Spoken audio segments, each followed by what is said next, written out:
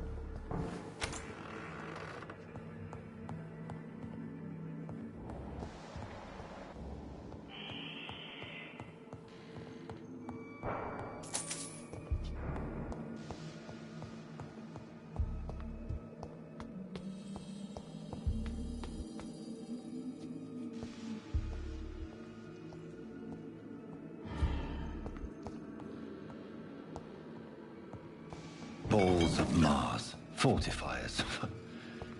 As popular as they are ineffective. But they do contain iron tartrate, and that might prove itself useful.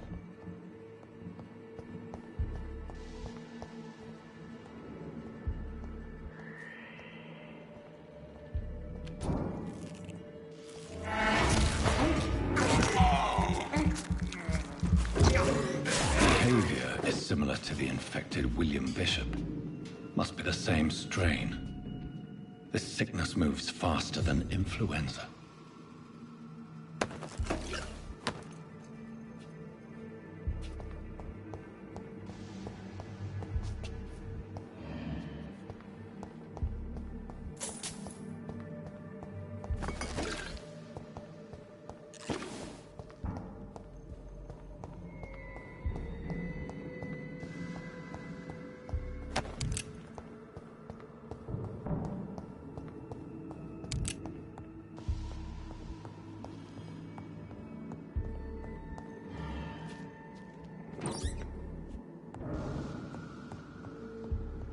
This key will surely grant me access to the basement.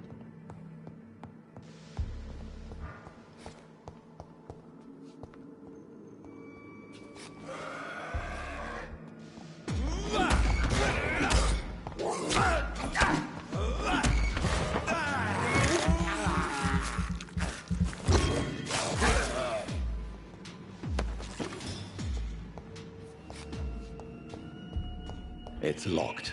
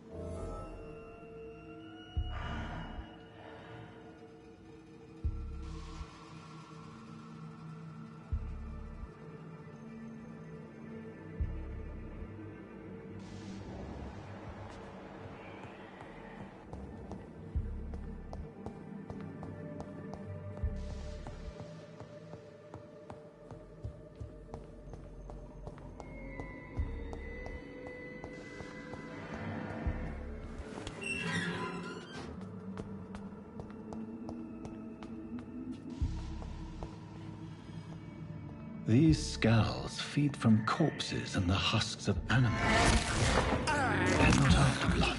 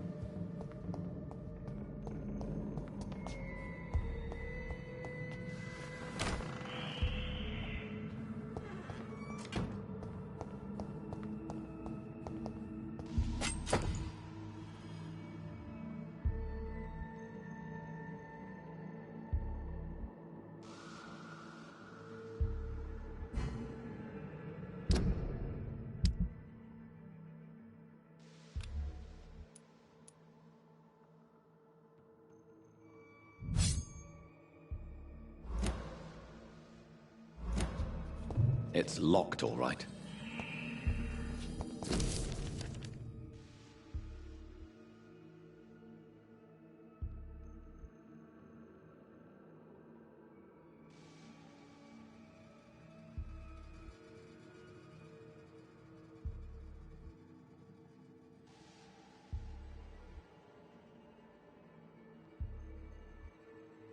Mr. Connor's injuries don't match the report. I'd better look into this.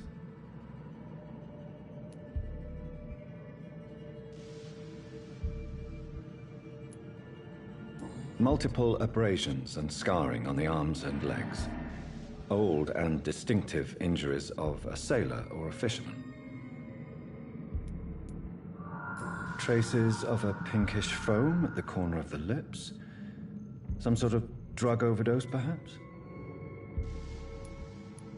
The chest was originally opened to perform the operation.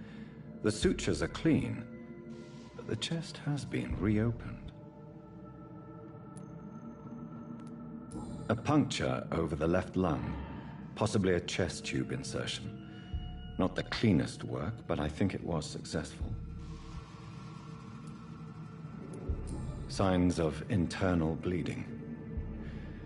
So, Dr. Tippett's anesthetics were incorrectly dosed, causing the patient's death. And then, he tried to operate on him again. Tippett has made an egregious error. It's time we talked.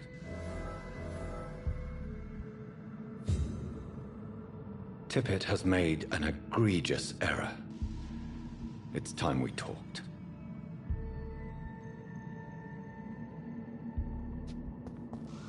It's locked.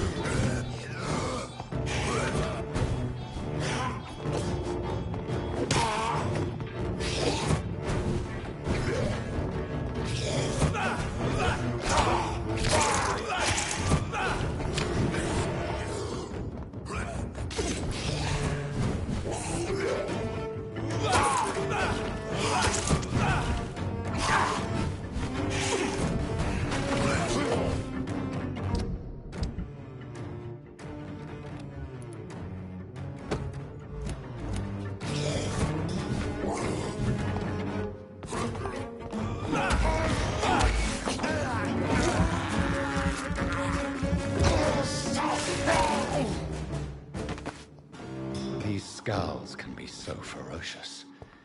I'm not sure I can defeat them without becoming stronger. To drink blood is so tempting.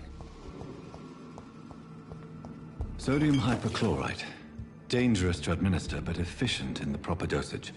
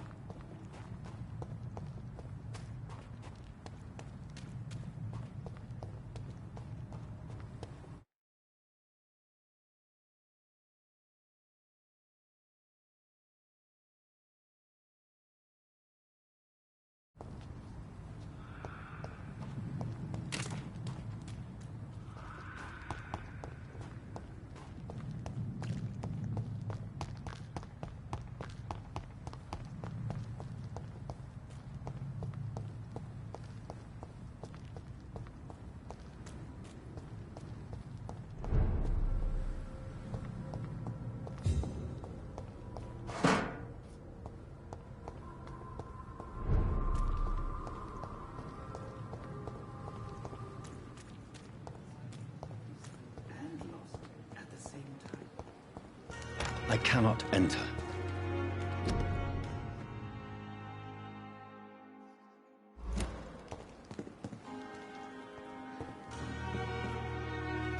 Good evening, Dr. Reed. Such a pleasure to see you again.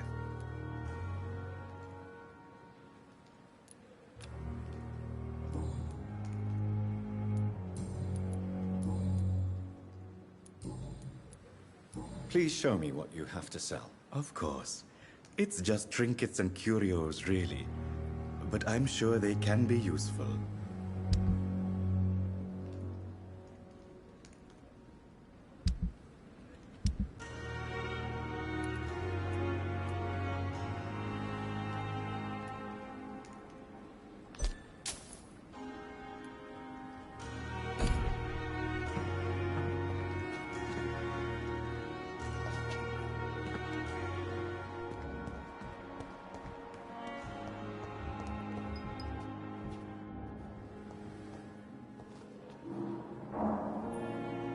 Good evening, Dr. Strickland. And good evening to you, Dr. Reed. Can I be of any help? I located the shop, but it was vandalized, and the owner is missing. All I found was your order. I was afraid of such bad news. People are so desperate they're ready to burgle a shop for drugs. That's quite a list you ordered. Opium, sodium hypochlorite. It can't be just headaches you're trying to cure. This dreadful influenza, of course. I already ran some tests on hopeless cases. Without success, I must admit. Do you realize you could create a lethal poison without the correct dosage? Then there are the legal ramifications. Is this not true of any medical substance, Dr. Reed?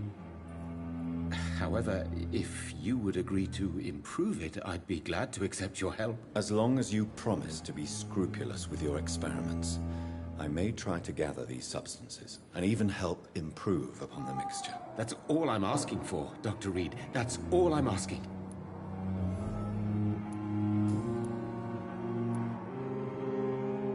What do you think of Dr. Ackroyd's aversion to modern medical methods? It's a shame he's so narrow-minded. Dr. Swansea taught me that science is about exploring uncharted territory. I'm convinced that's true. With the influenza and all that's going on, you should put your differences aside, don't you think? Why is it so difficult to work together? I believe that if Dr. Ackroyd had been the one to discover the transfusion process, he would be the first to recommend its use. So you believe it's just a question of jealousy and pride? Dr. Ackroyd is as proud as he is blinded by his obsolete concept of medical science.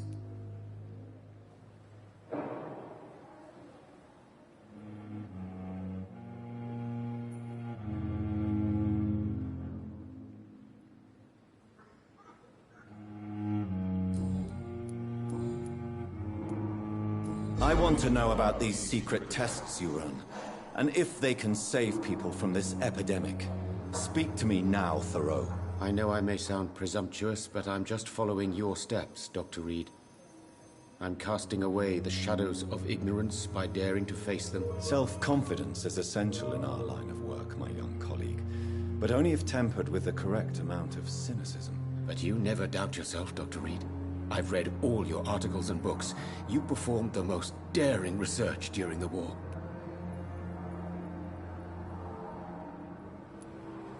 You have my support, Dr. Strickland.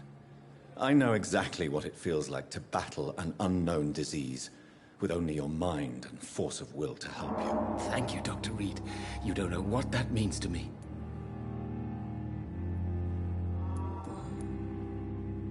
Goodbye, Dr. Strickland. I can't let Strickland put his patients at risk with opium. Perhaps an adjusted formula will deliver more of a placebo effect.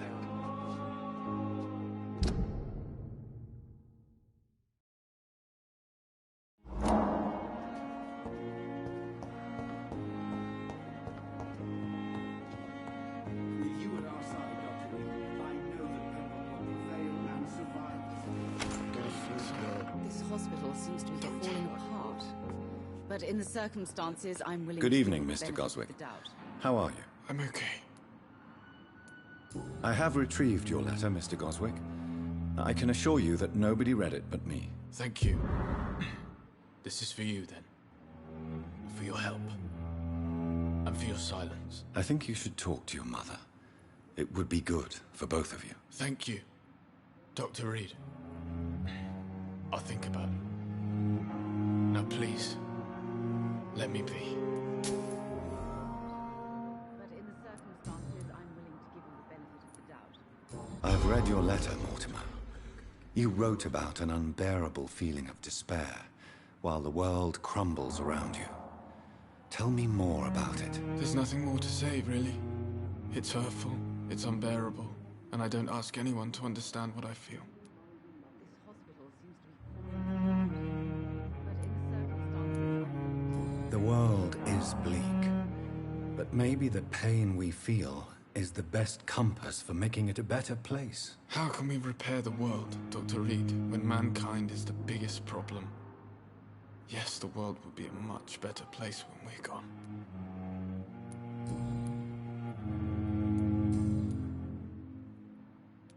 How painful is your throat, Mr. Goswick? So painful I'd rather not talk at all, Doctor. But in the circumstances, I'm willing to give you the benefit of the doubt. I have to go now, sir. But don't hesitate to contact me if you need any help. I'm all right. Don't waste your time with me.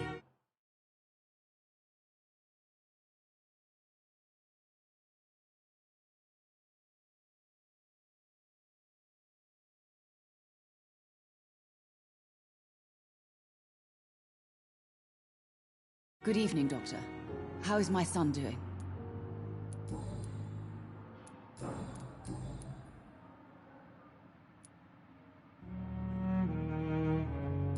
Mortimer is extremely vague as to his motivations for committing suicide. Tell me more about what you know. As you say, Mortimer had no reason to die. All he said to me was that he wanted to make the world a better place, but couldn't.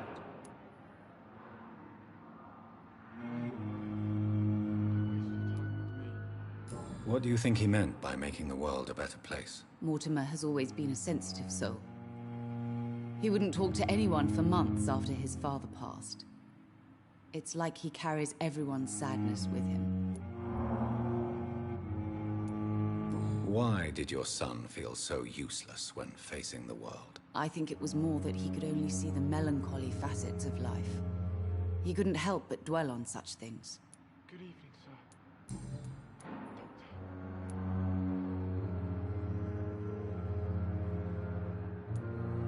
Do you realize your son could try to kill himself again? He might succeed next time. I think about it every minute. But I won't stop fighting for my son's future. That's how much I love him.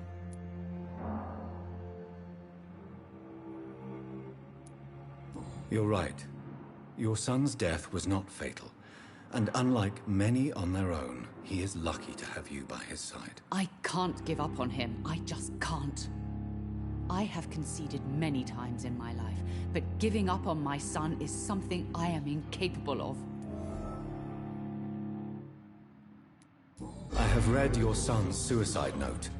It was not an impulsive gesture, nor was it his first attempt. He threatened to kill himself a few times before. But I never thought he would dare to punish me this much. Punish you? Why? I've known for a long time he was not happy with his life. But I always hoped he cared enough to avoid making me suffer like this. Good evening, sir. Doctor.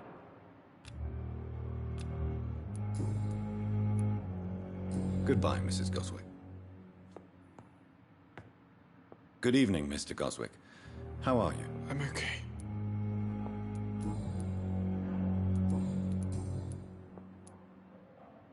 Your mother won't let you down, Mortimer. Don't you share her hope for a better future? No. I don't. Won't you even try? Do you want me to promise you I'll get better? Do you want me to tell her the same thing? I could, but it would not change anything.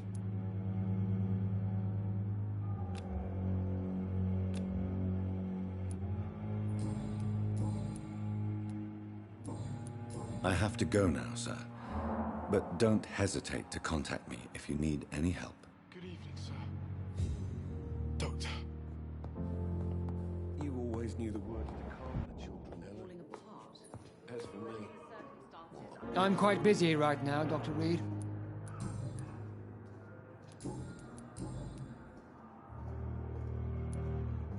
Do you think Dr. Strickland has any chance of curing the Spanish flu by himself? His wish to cure the sick is not driven by pride, but by an idealistic view about our mission here. Honestly, I don't know which is worse. You consider him a good practitioner, yet you will not report his methods. Strickland may be a rival, but I will not use dirty tricks or regulations to prove him wrong. We are doctors, not politicians.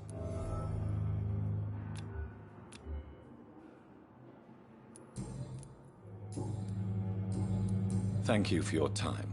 We'll talk later.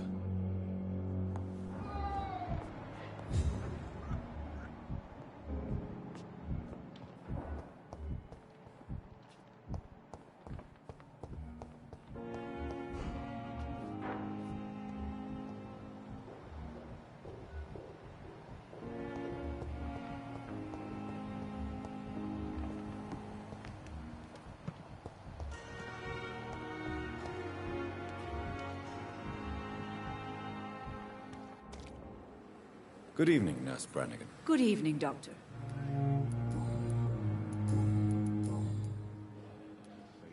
Tell me what Dr. Tippett did. I know his mistake caused a patient's death. If I had not covered up his error, Dr. Tippett would have been fired from this hospital. I could not let that happen. You can't allow your emotions to dictate your conduct concerning patients, Nurse Brannigan. Look around you, Dr. Reed.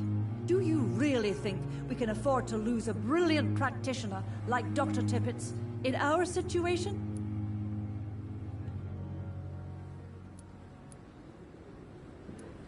I can't say I approve of what you did.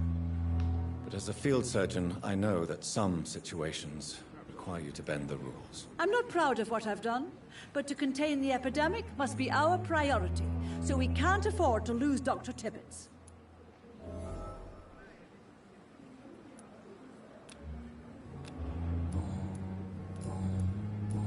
Goodbye, nurse. Call me if you need assistance. Good evening, Milton. Good evening, Doctor. Still trying to save lives?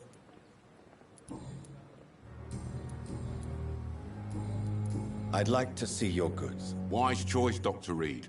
A reliable gun is what everybody needs these days.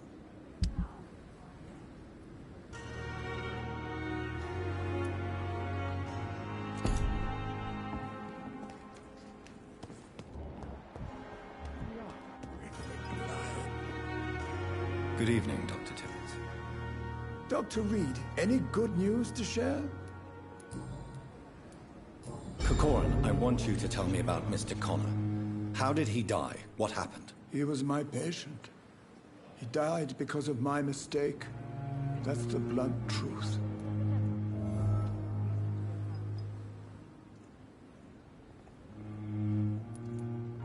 What was the nature of the mistake? It was a twofold error. My diagnosis was wrong, and the administered dosage was too strong. Who was this patient? I don't know. Some sick man from the docks, maybe a fisherman. I had no time to talk with him. No one claimed a body. Why not stop practicing? Are you mad? I killed that man, I admit it, and it won't happen again. I have saved so many lives since then.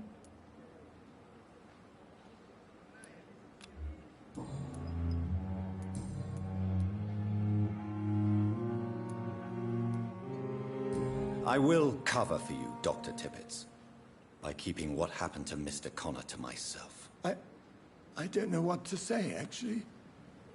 I can't exactly force you to become my accomplice. You didn't force me. This is my decision to make. I believe you're still of use to the hospital, considering the situation. Then I can make you this promise. As soon as the epidemic is eradicated, I will resign.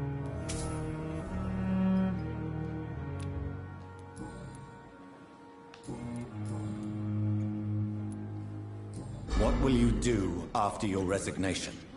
Do you have a plan? I always fancied visiting Cyprus. Such a beautiful island. I could buy a house there, by the sea. Read poetry, and wait for death.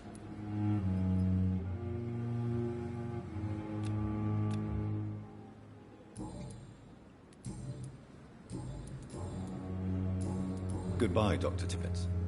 If Pembroke is still standing after this epidemic, there's good reason to be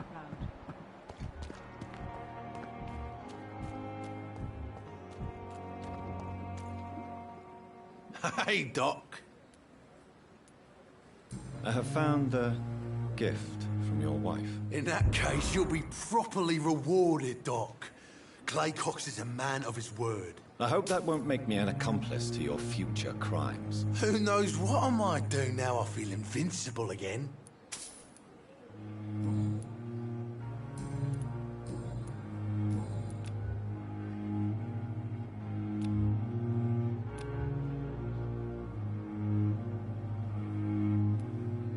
I'll leave you for now, Mr. Cox.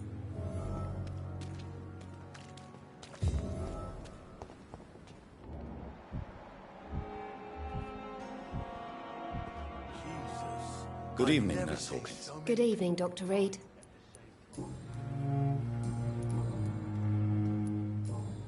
Goodbye, Nurse Hawkins.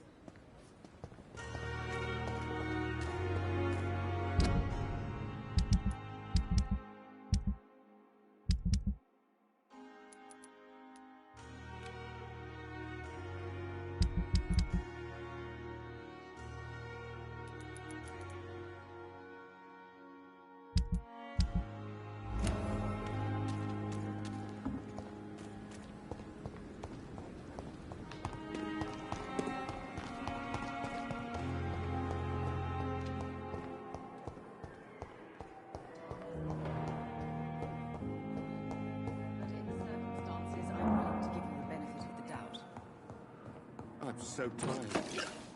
Will this shift never end? Good evening, Dr. Strickland. And good evening to you, Dr. Reed. Can I be of any help?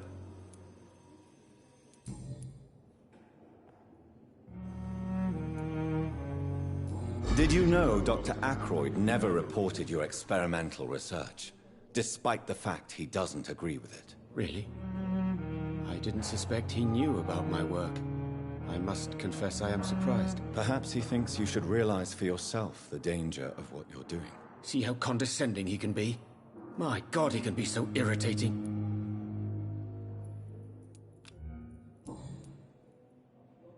Goodbye, Dr. Strickland. As for me,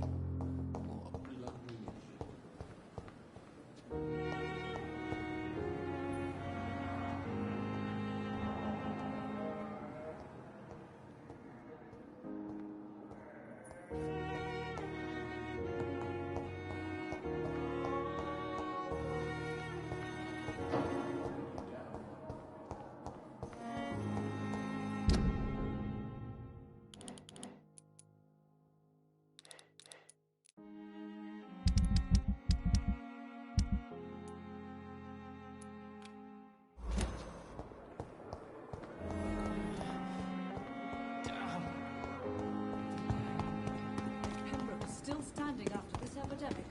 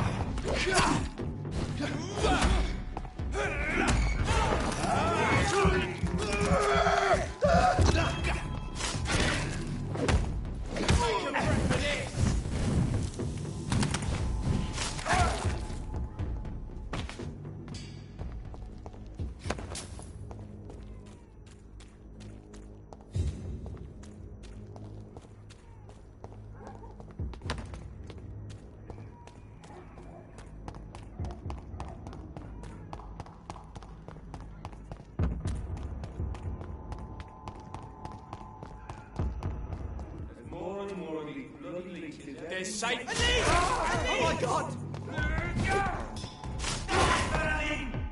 He's too fucking fast!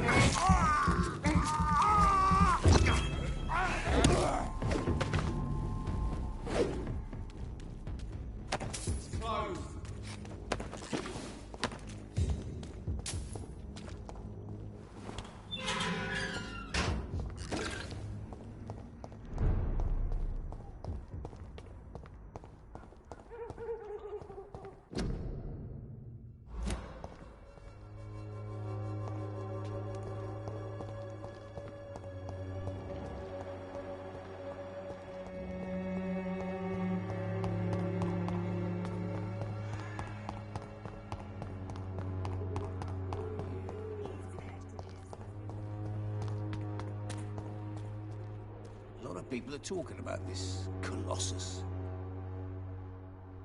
Good evening, sir. Do you remember me? If you're here for a reward, you'll be sorely disappointed. But I'll gladly shake the hand of a fellow countryman. I'm not here for a bounty. I'm a doctor. Dr. Reed from the Pembroke. A doctor?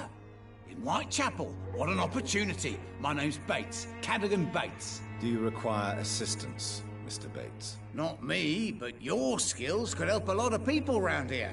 That would help my business, because I say a live tenant's a paying tenant.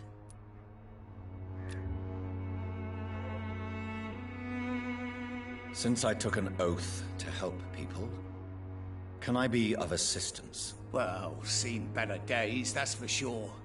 But it was bound to happen with all these refugees about. Infecting you is probably the last thing on these people's minds. Take this, in any case. What? You give me this for free? Don't have a clue about this place, do you? I'm looking for Dorothy Crane. She's a nurse. What can you tell me about her? Dorothy Crane, bless her soul. I really should thank her someday. Has she treated you? No.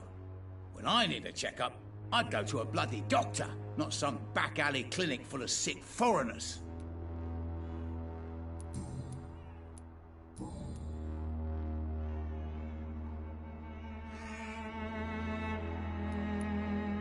Tell me, what's your honest opinion of the increasing violence in London? People are just beginning to discover what we've always known. This city's rotten to the core. They just took their bloody time to wake up and notice it. What do you mean? People are acting like the violence is news.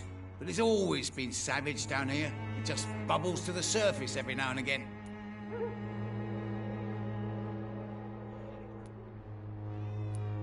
It's unusual to see someone so happy around here, especially considering the current situation.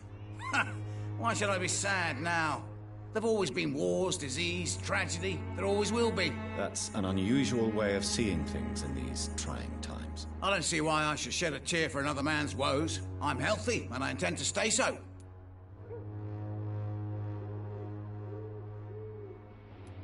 What is your business, exactly? I offer fair lodgings for a modest price to the poor and weary of Whitechapel. I see. And what about those who cannot pay? Well, deals can be done, if you know what I mean. Money's not the only currency. After all, I'm not immune to a pretty face.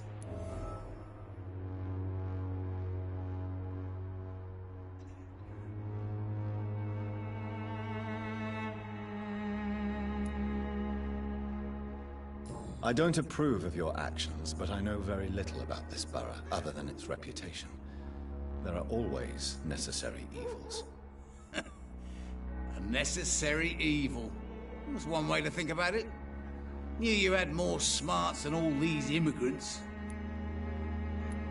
What help could I possibly be to your business? That's simple. I already get good money from all those fleeing the war. Can you imagine what they'd be willing to pay if I could offer medical assistance too? Mr. Bates, do not make me regret saving your life in this quarantine zone. I understand, Dr. Reed, you're from a good family. Don't want to get your hands dirty. That's fine. I'll be happy to act as your middleman.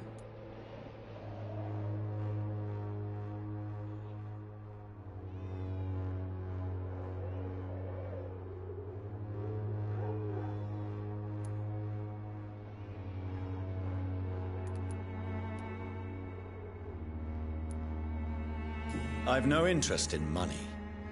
Perhaps one night I will visit you and take what I require.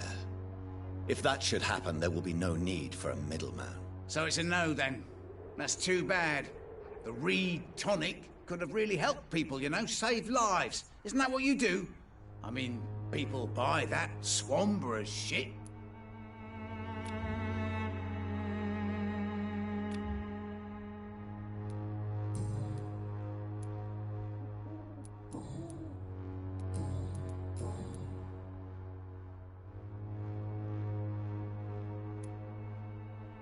You seem to have recovered well since your attack.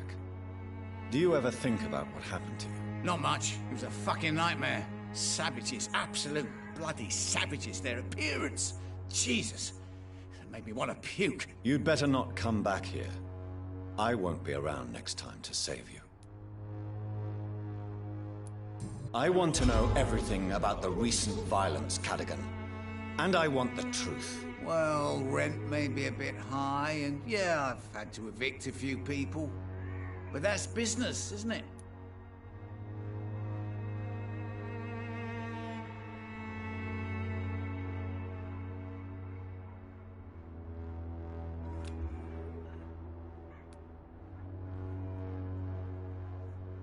I don't believe even you deserve such a cruel fate, though you have tested my patience beyond its limit. Glad to hear. Nice to know there's another civilized individual in these parts. Not like those bloody savages.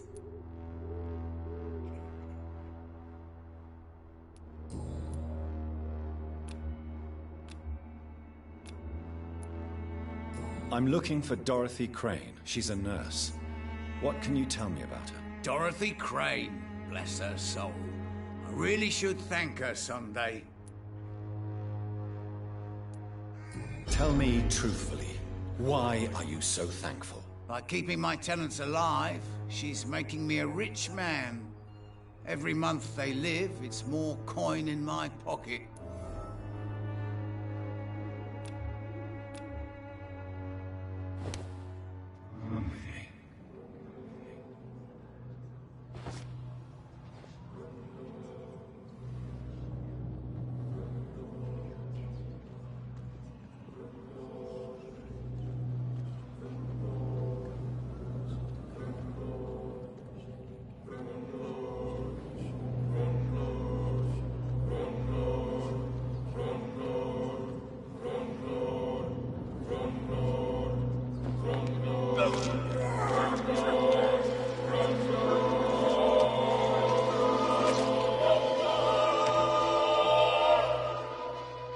Was I that evil to deserve such punishment? My only regret is that no one will mourn me, for I have never been loved.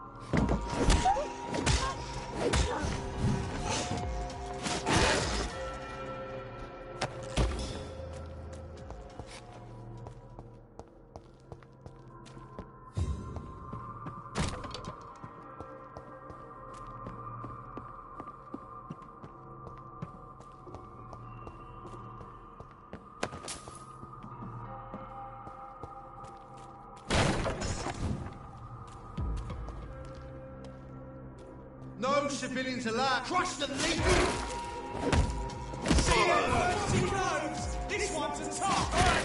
Christ! He's dead!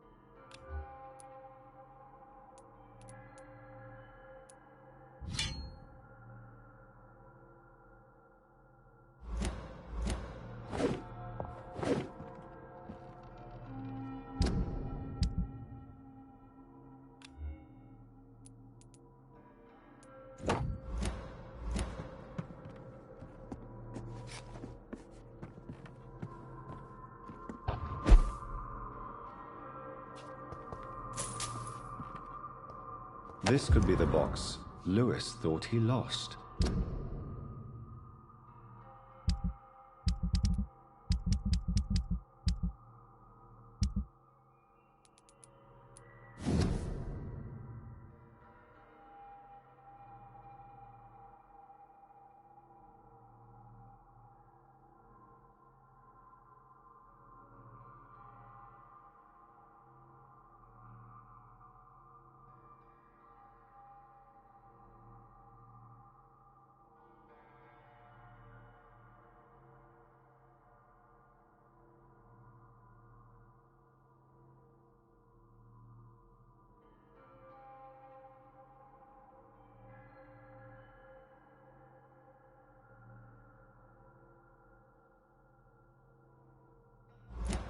A love letter from Joe Peterson's wife, addressed to Barrett Lewis.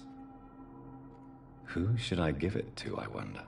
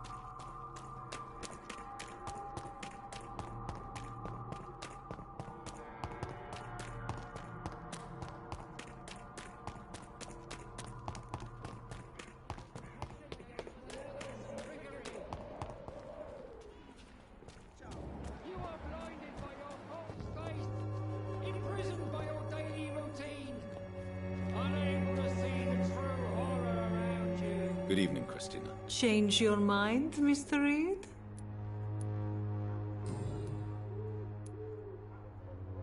Clayton Darby claims he will expose the crisis in Whitechapel to all of London. Do you believe him? I believe Clayton's courage will erode with time, until he finally leaves Whitechapel to start another fight somewhere else.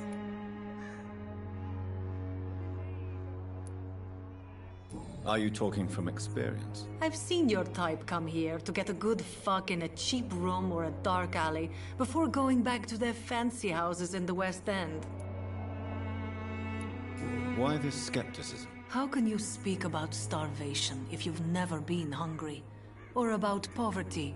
Or anything else you have never suffered from?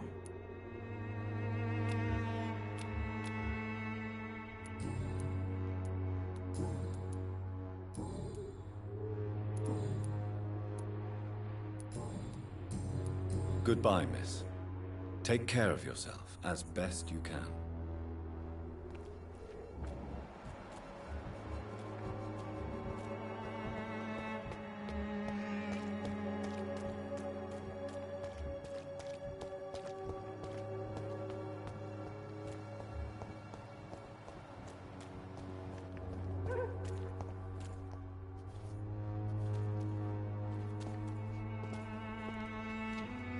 You again? What do you want this time? I think the documents in this box could be of some interest to you. Really? Where'd you get it? I found it in an abandoned building nearby. I thought you might want to keep these letters. Let me see. Ah, letters about my boy. Thank you, sir. You do not appear surprised or pained by this. Surprised about what? Harry's my son, I'm his father, and that's all there is to know, don't you think? Yes, I suppose you're right. Here's a little something for your trouble. And to remind you to keep your mouth shut about all this.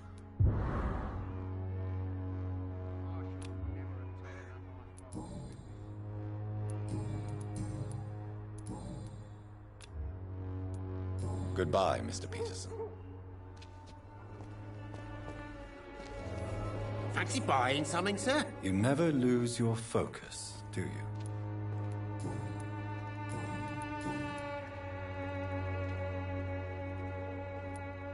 What do you know of Harry Peterson? The boy seems so fragile. Not like his father at all. Harry's a good boy, but he spends most of his time complaining. He's had it tough, all right, but he needs to grow a pair. What troubles him exactly? Well, despite being his father's son, almost everything, I think. He never wanted to come to Whitechapel in the first place. Hates this place more than most of us. Barrett, you had an affair with Joe's wife, didn't you? Yeah, I did. She's the only woman I loved. My first regret is that she stayed with Joe after Harry was born. The second is I never shed a tear when she died. Did you ever try talking to Joe? Never. But I suspected he knew everything, even without knowing it. And he decided to make me pay in his own way. Do you mean you're Harry's father? No one will ever know for sure. And it's better that way. And I don't believe I'd have been all that bad as a dad.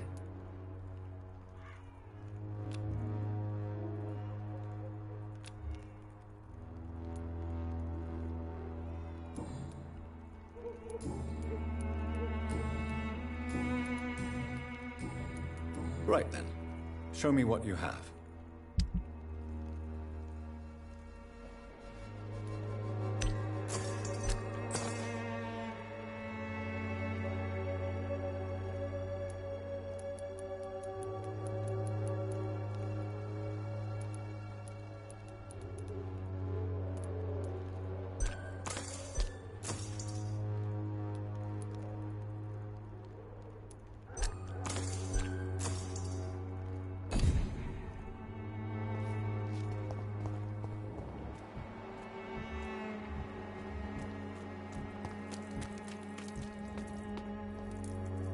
You again?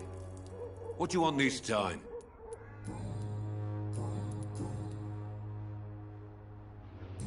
Goodbye, Mr. Peterson.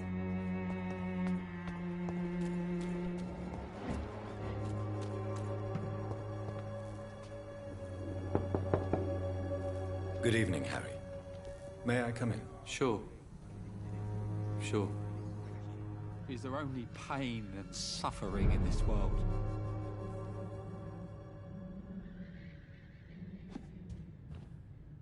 So, may I ask you a few questions? I'm not bothered. What could be worse? Do you remember when Barrett Lewis was close to your family? To your mother? Not really. I was too young. But I remember it was a happier time. Mr. Lewis was funny. He often had dinner with us.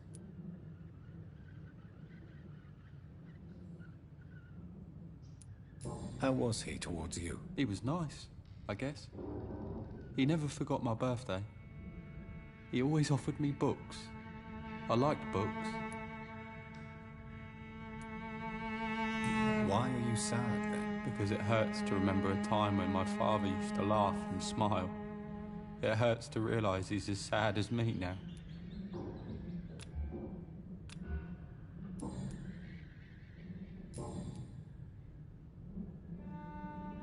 Goodbye, young man. Take care of yourself. Even my dreams are soaked with gloom.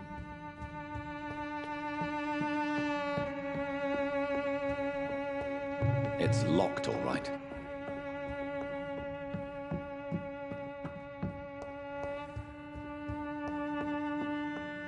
Is there only pain and suffering in this world?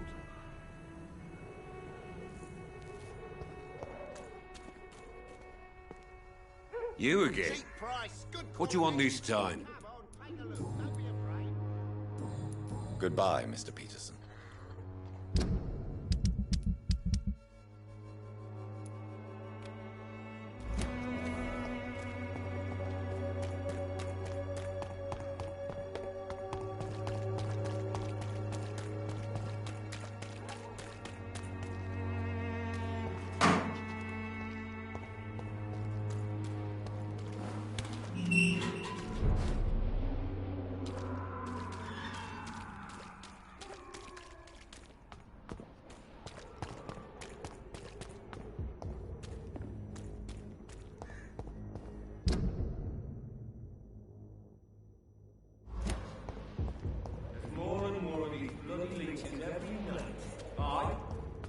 the guards recruiting more. He's mine! Oh, Christ!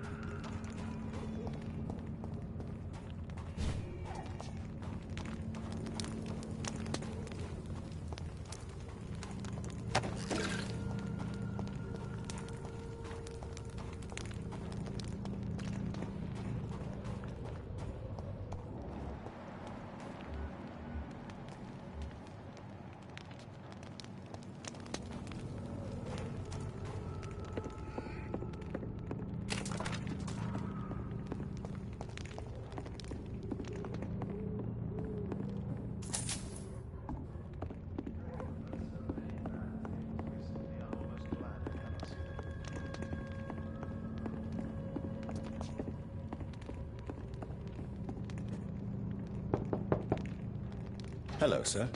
Sorry to disturb you at this hour. I'm a doctor inquiring about the epidemic. May I come in? A doctor, you say? No, thank you.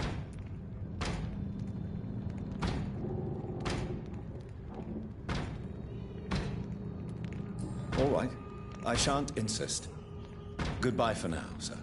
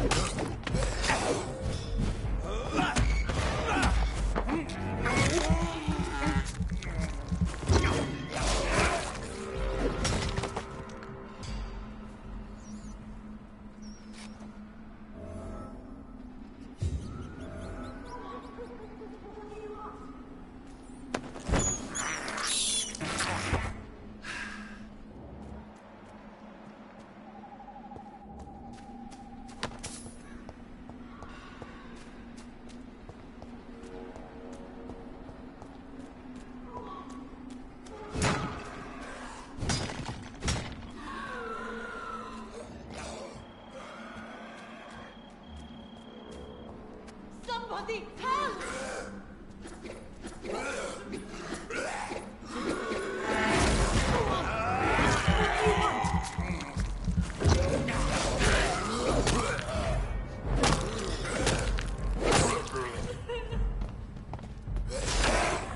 Somebody help!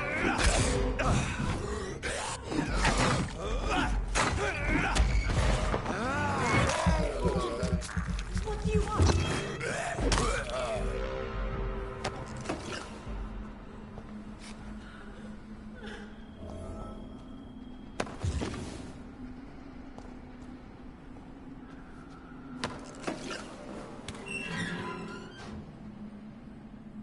Are you all right, miss?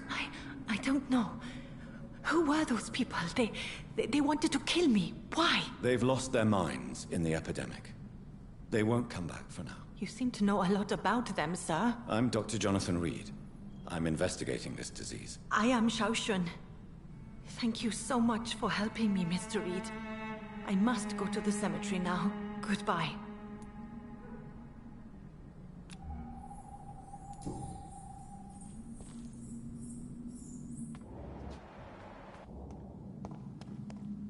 It's locked, all right. Carnage.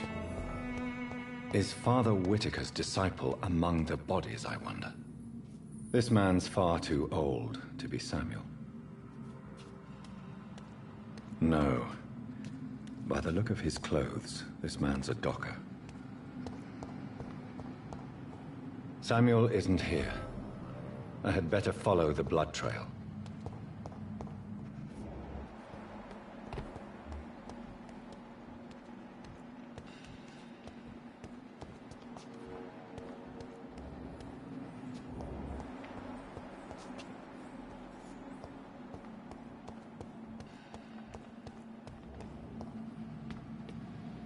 Shouldn't you go back home, where you'll be safe? Maybe later. But for now, I need to talk to my husband at the cemetery, Mr. Reed.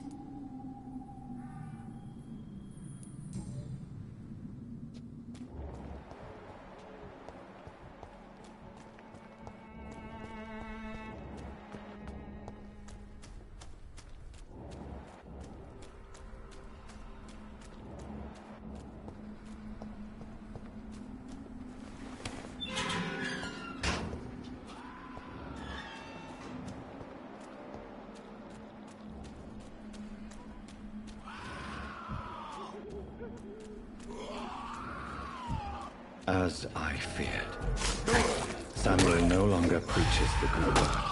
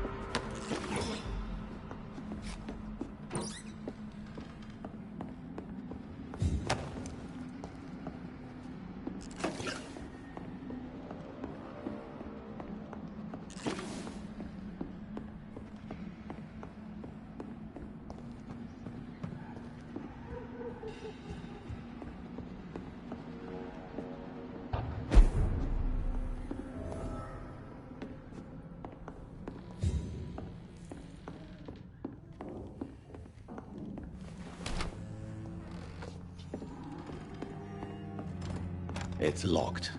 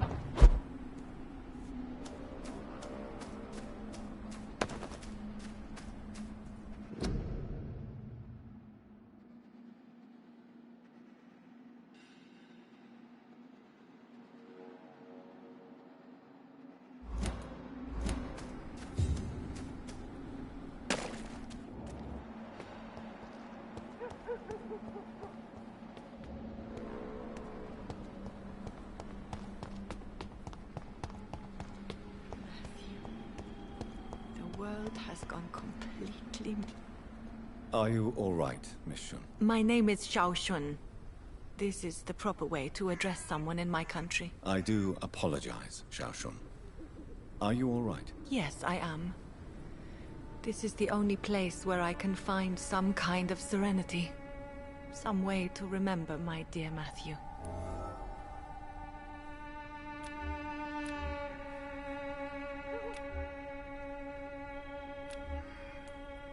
Do you know Nurse Dorothy Crane from the Pembroke Hospital? I'd like to know more about her. Sorry, I don't know her.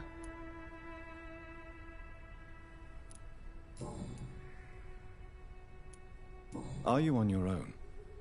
Do you have any friends or family who you could be with? I have family and friends, but I need to be here alone. One day maybe I'll go back to them, but not now. I need silence. And I need sadness.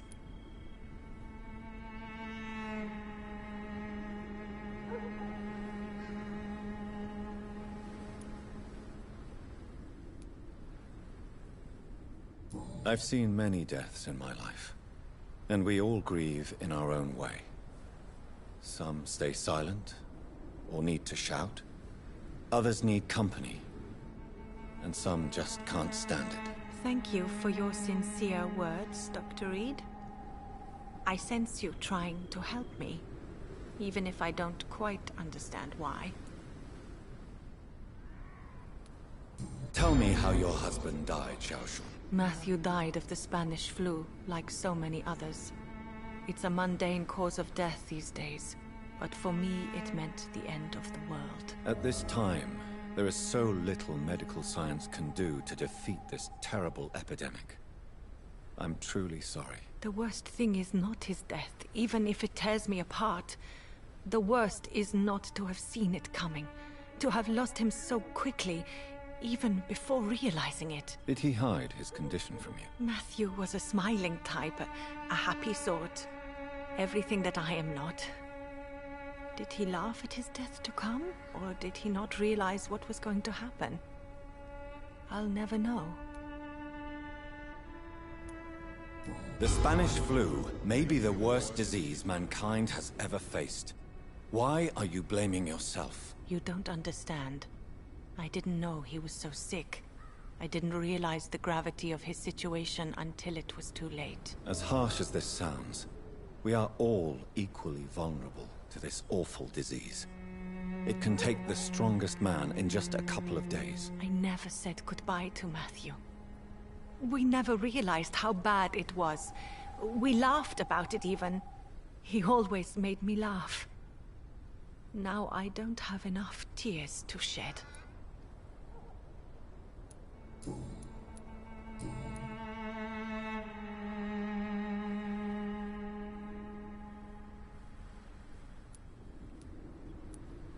You realize you can't stay here forever, don't you? Eventually you'll have to leave the cemetery. Why? Why should I go? Since this is the only place I can find peace of mind.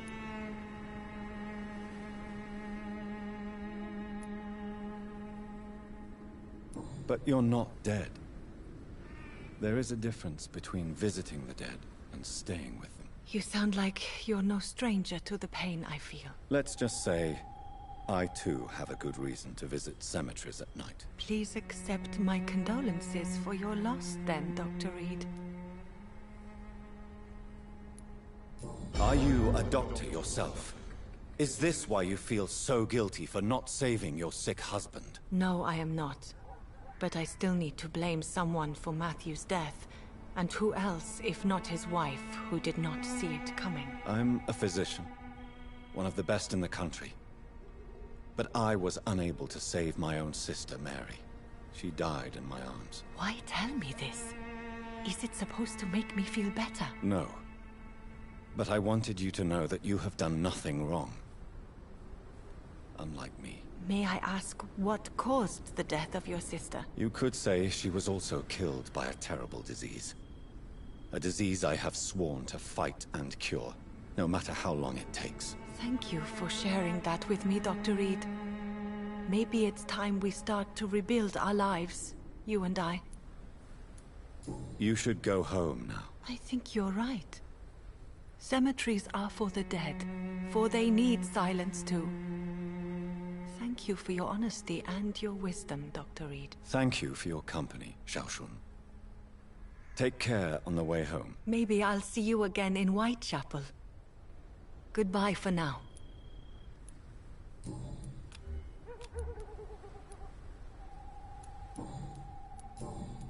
Goodbye for now. So many new graves. Why do I still feel so...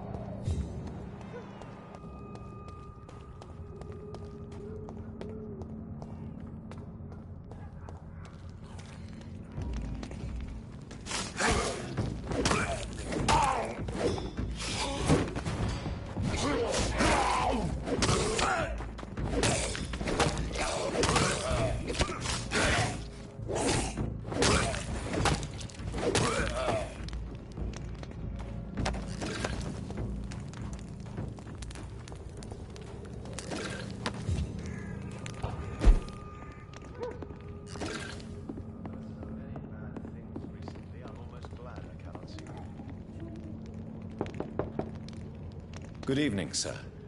It's me again. Leave me alone, I say, whoever you are.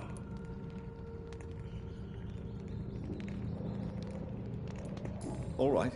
I shan't insist. Goodbye for now, sir.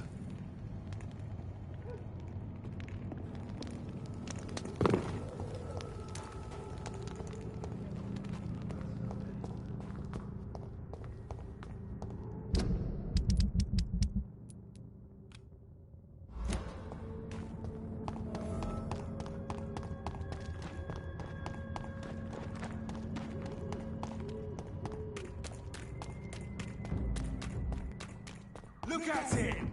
Vicious bugger! Crawl back to the hell that spawned you! Step it, leech!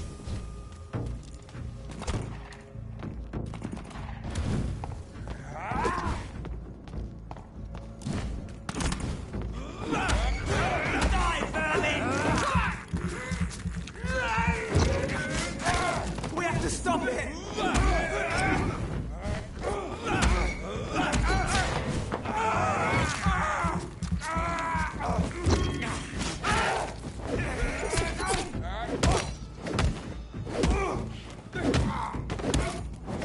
This man stunned me with his crucifix.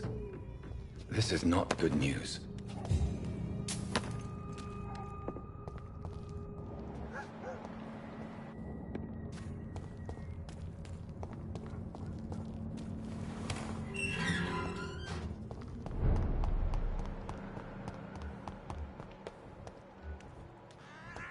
It's locked, all right.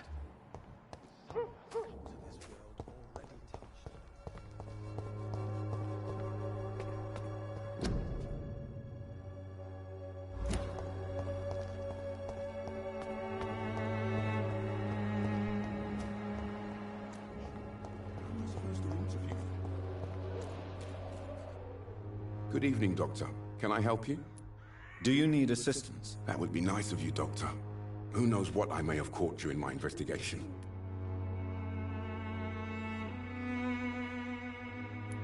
If you persist in investigating the most pox-ridden boroughs of London, you must accept the risks. Thank you, sir.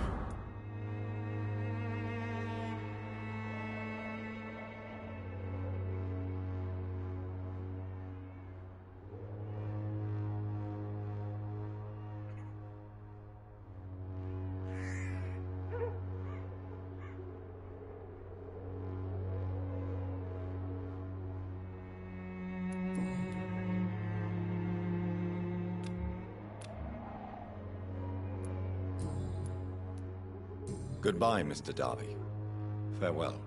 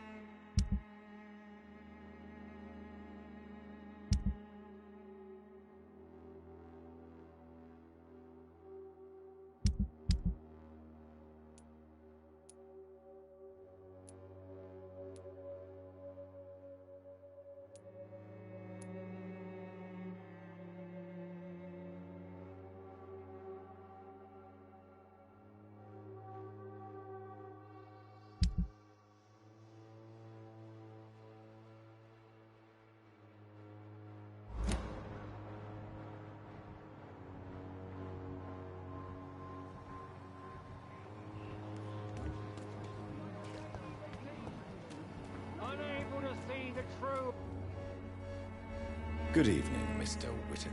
It's Father Whitaker, my son. So, are you still lost in your rational delusions?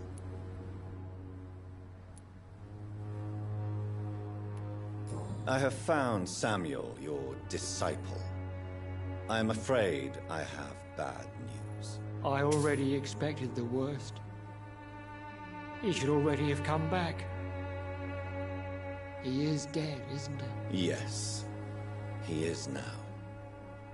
The epidemic took him. Samuel steadily made donations to our cause. He would have rewarded you himself if you'd found me in that awful cemetery. Please accept this money.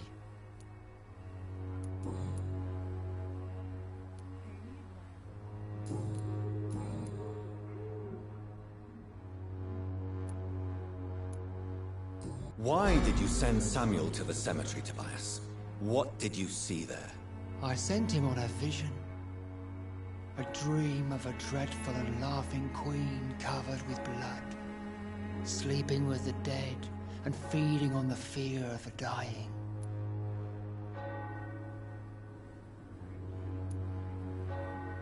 A laughing queen dressed in blood. Tell me more. This epidemic is her feast, the announcement of her return. Against her, science is no more than a child's toy. But who is she? She is the mother of harlots and abomination of the earth. She is Babylon, drunk on the blood of the saints.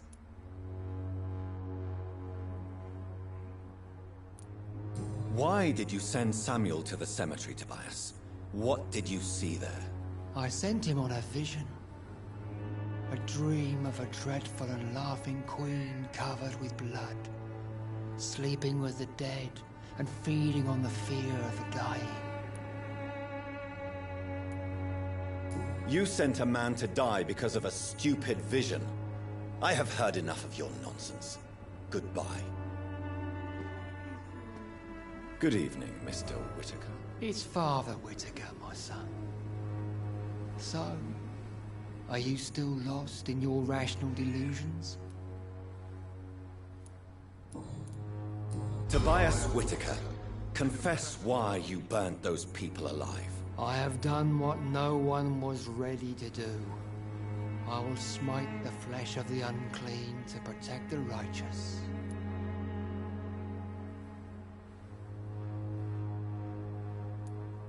You are just another heartless murderer, exploiting the epidemic to kill with impunity. No! No. The only way to contain the spread is to strike at the source itself. The proliferating sick.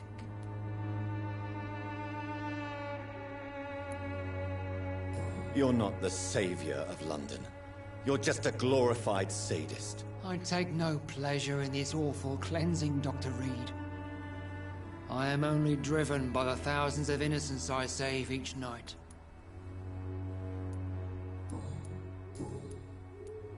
I have heard enough for tonight. Goodbye.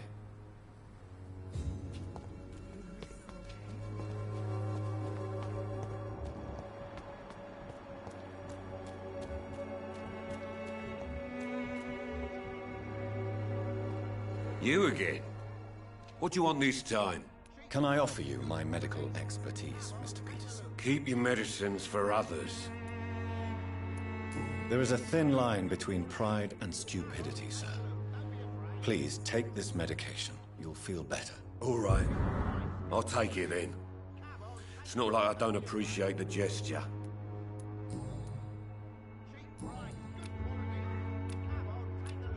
Goodbye, Mr. Peterson. Cheap price, good quality.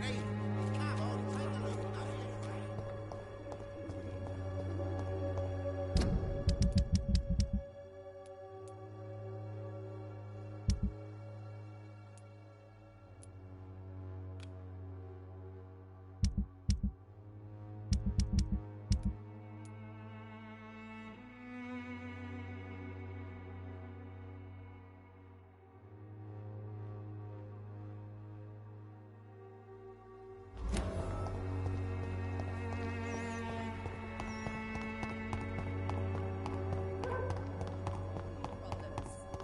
As long as you have the money.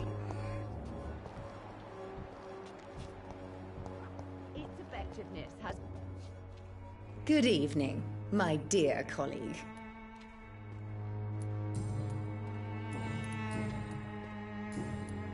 I'd like to see what kind of medicine you're selling.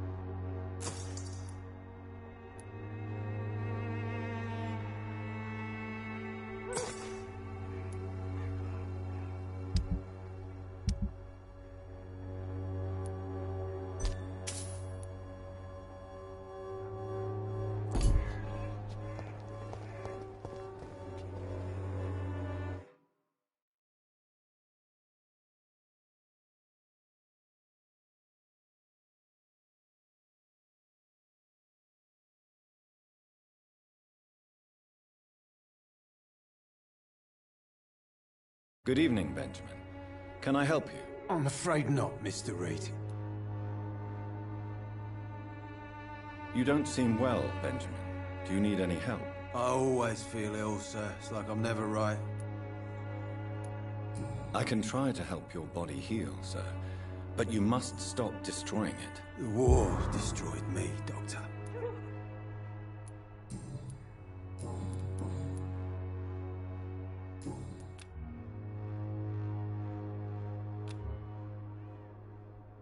A gun, alcohol, and a bad temper make a terrible cocktail, sir. Goodbye for now.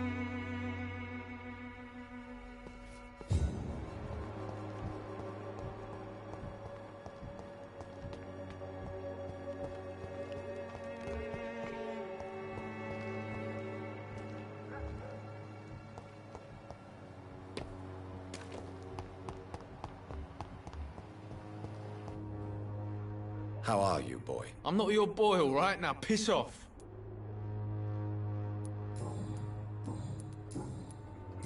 Do you need assistance? Please. Feeling tired these days. There you go. Let's hope nobody steals it from you. Very funny.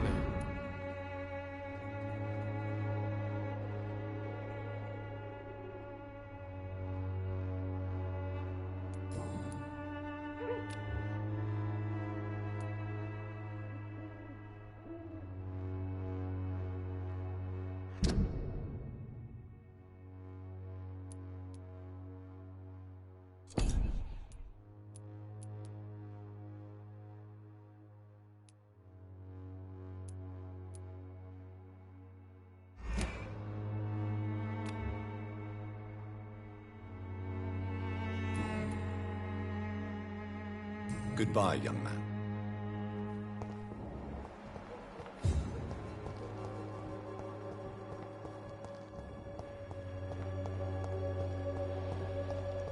It's locked.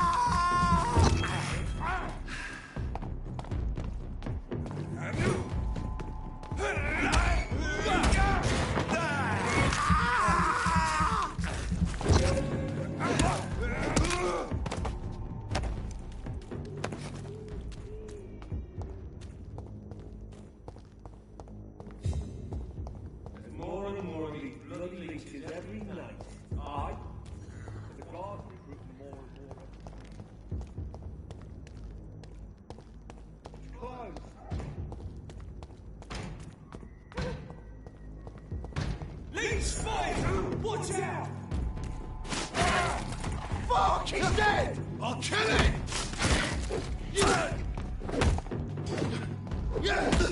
Fuck, it's fast!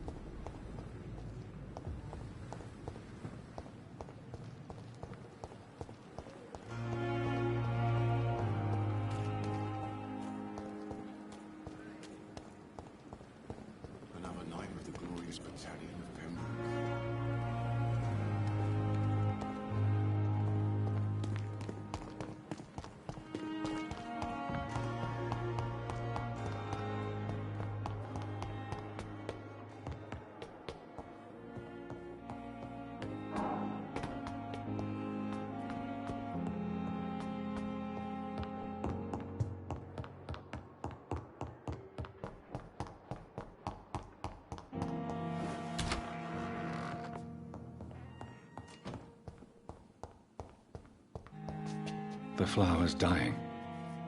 It needs... Strickland's project could be dangerous. I have a mind to report him to Dr. Ackroyd.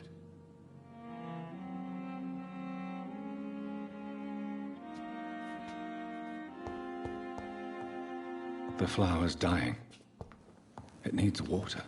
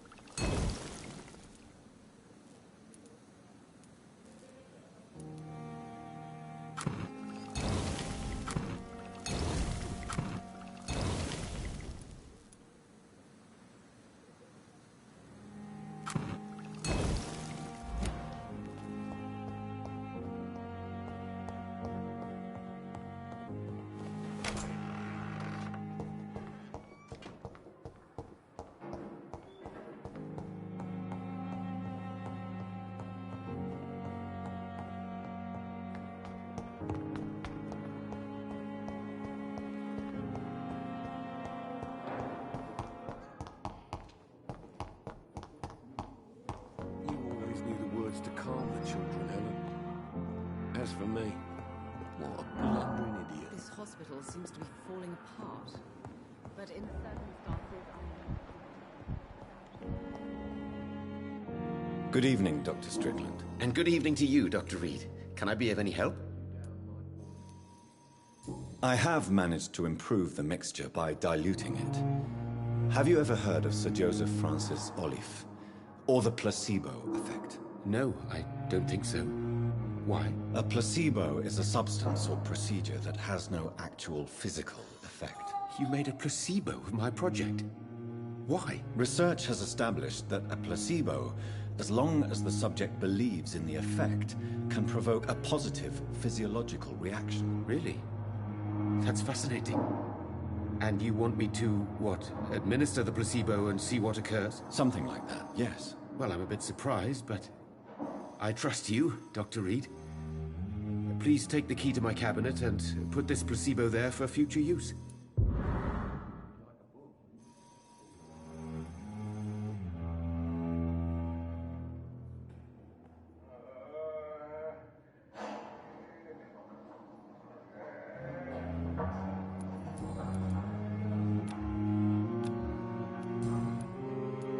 Goodbye, Dr. Strickland.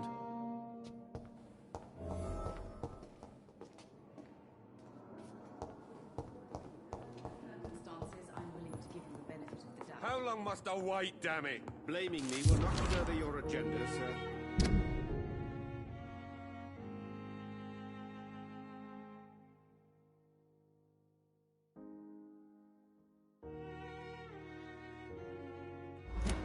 How long's it going to take to fix me properly? A month? A year? You have the right to disapprove of our methods, and you will kindly apologize when you're feeling better. Good evening, sir. Doctor. I will not let you down, Michael.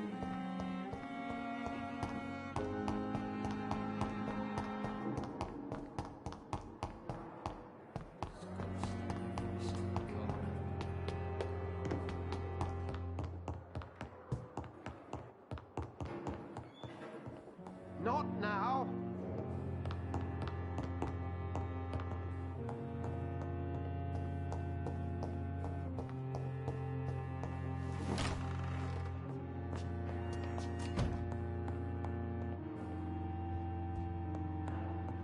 It's locked. At least Strickland can't kill anyone with this formula. It's locked, all right. It's locked.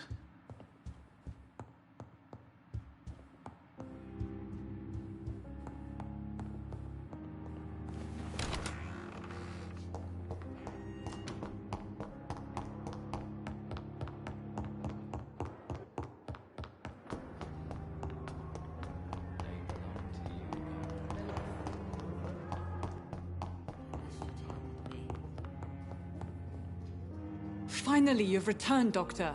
Did you find anything of value? Yes, nurse. You've worked your first miracle, Doctor. Now, this patient here needs immediate treatment. Duty calls. When the storm has passed, I'll show you how to mix the remedy yourself with the same basic ingredients. Many thanks, Doctor. When you've finished, you ought to report to Dr. Swansea in his office. He's been looking for you. Seemed pressing.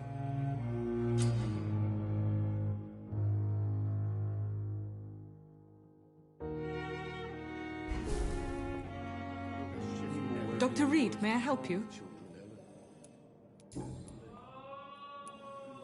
What can you tell me about the epidemic, Nurse Crane? I've been out of touch since I've come back to England. Everyday folk don't know how bad it is. The papers certainly won't tell them. Not as long as the war is raging on, anyway. News on the front stated that the Spanish flu was under control, at least in Britain. It seemed to be for a while, but that was only last summer. It returned with a vengeance just over a month ago. What can you tell me about our patients here at Pembroke? This hospital was founded to help the East End poor and needy. But since the war and the quarantine, we've had all manner of folk. Can you be more specific? Well, veterans, the elderly, dock workers. We even have a few mental patients. If there's space, we take them.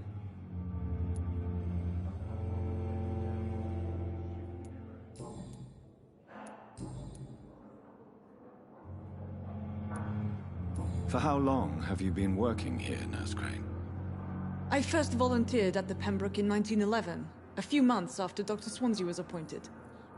And before you arrived here? If you must know, this was my first job. Well, Dr. Swansea certainly has confidence in your abilities. Are you in charge of the nursing staff? Not in an official capacity, but the Pembroke doesn't always work above board, so to speak. What about medical protocols? Dr. Reed, we don't have the money and resources here at the Pembroke like they do in the West End. We do what we can. How is the duty roster organized? Everybody works until they can't. If there's time, they'll eat a meal and shed a silent tear.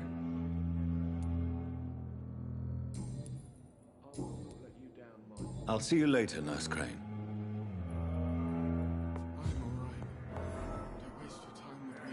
Good evening, Mr. Fiddick. Good evening, Dr. Reed. Any news about my operation?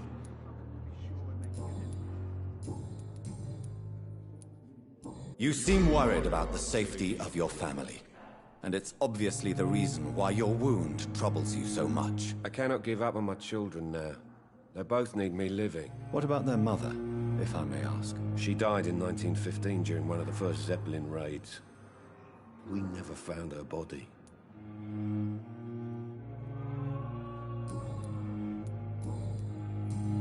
Goodbye for now, Mr. Fiddick. I'll see you later. I will not let you down, my boy. I'm so tired.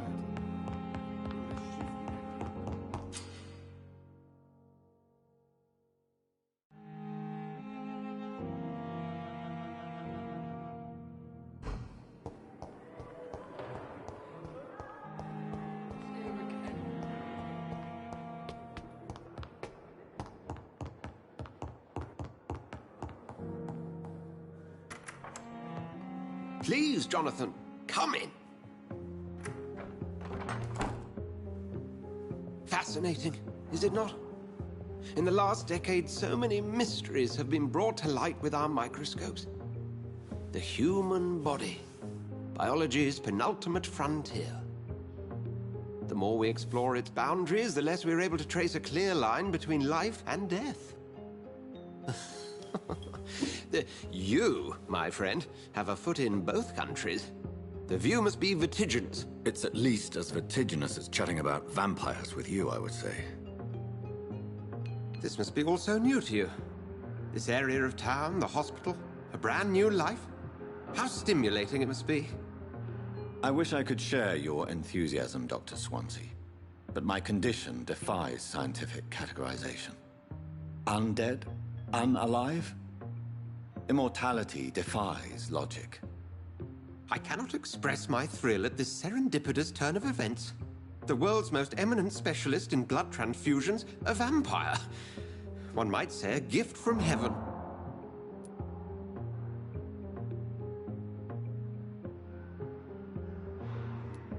It may seem strange, but your words have brought me some comfort here. Forgive me.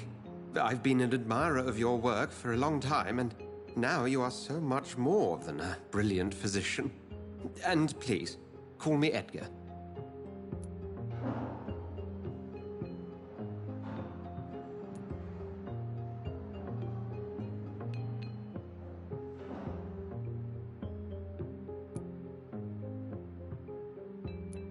There is no need to apologize, Edgar.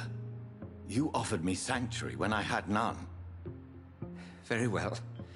I have a task for you, Jonathan. Something that will require all your newfound skills. Please, go on. The Pembroke only survives through the generosity of our benefactors. Unfortunately, our main donor has found herself in a bit of a bind. Now, if you could help her out... A spokesman or politician is what you need. That's not my calling. And until I come to understand what has happened to me, I require discretion. Discretion is in order, Jonathan. Lady Ashbury has recently received rather indelicate correspondence that, if revealed, would jeopardize her position. And you would like me to eradicate this threat? By the stole, of course not. I would just like you to pay her a visit. Her ladyship is certainly near the tents outside, tending the sick. You can't miss her. Look for someone impossibly delicate. Accepted. I'll see what kind of trouble Lady Ashbury is in. Do you need something, Jonathan? I have just a few questions. Then ask away. I'm at your service, Doctor.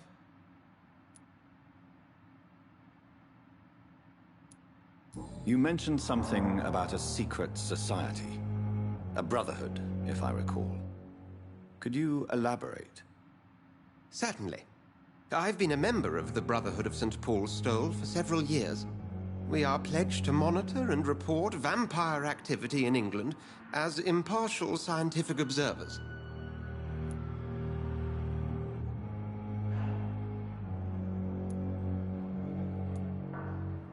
Yet you don't fear me.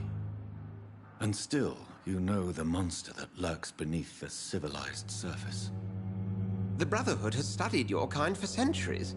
We believe you are as supernatural as a lion is to a gazelle.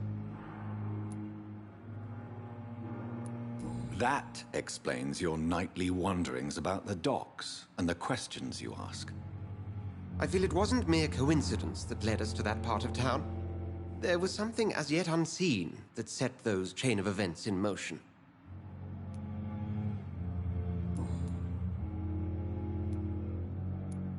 Since you seem quite the expert on vampires, what could you tell me about my condition and how it came about? As men of science, our first step is always to start with what we know. Forget the myths, the hackneyed scrawlings, and the penny dreadfuls. They do not scratch the surface of the truth you now find yourself in.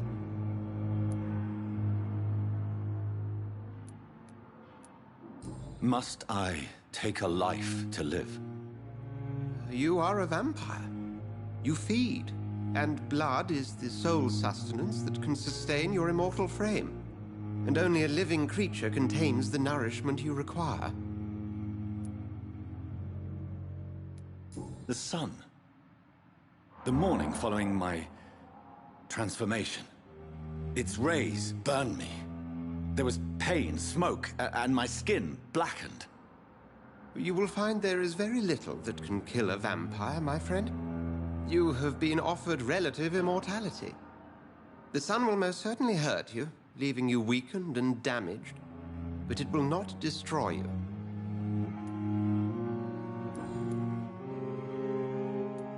The man we pursued and slew in the canning factory, William Bishop, I believe, was he a vampire? He was a Skald, technically speaking. The debate rages as to their classification. Some think them a subspecies of vampire, others something else.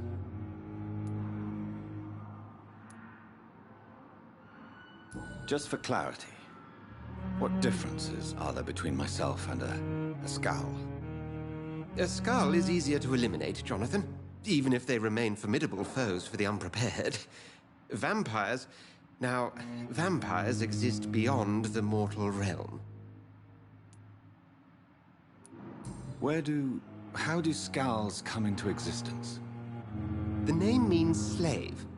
The etymology may indicate that they are a lesser species of vampire. From what I know, vampires tend to despise them.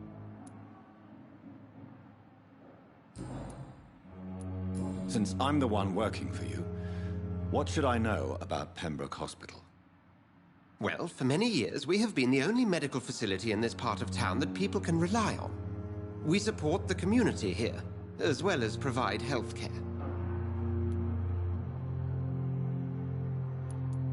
Where do we stand today? Oh, to be honest, we cope on a day-to-day basis. The first wave of the Spanish flu last summer took us by surprise. We lack many of the basic necessities needed. What do you expect of me? What we need is hope. You were a soldier. This is a war. This white coat's still a uniform. We fight to help the poor, the sick of the East End, the forgotten.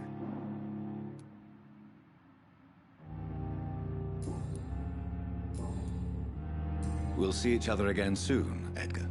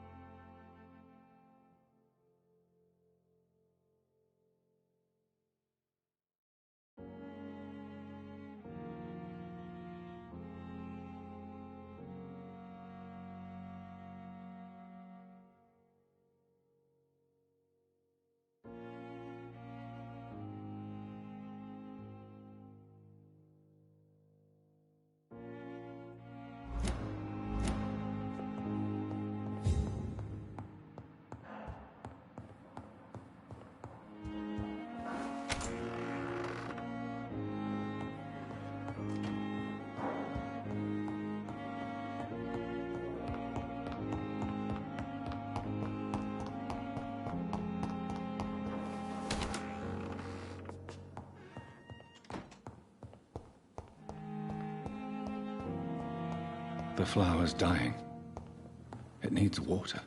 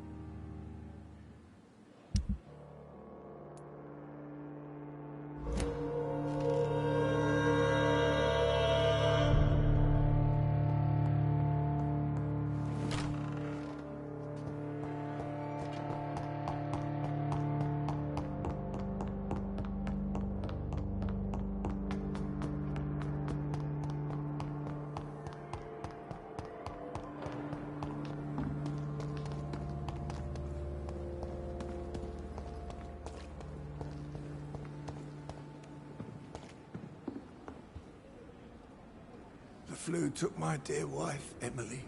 I take comfort knowing we'll soon be together again. Mr. Rainfield, that's no way to talk. You're in good hands here, and we'll be up again soon enough.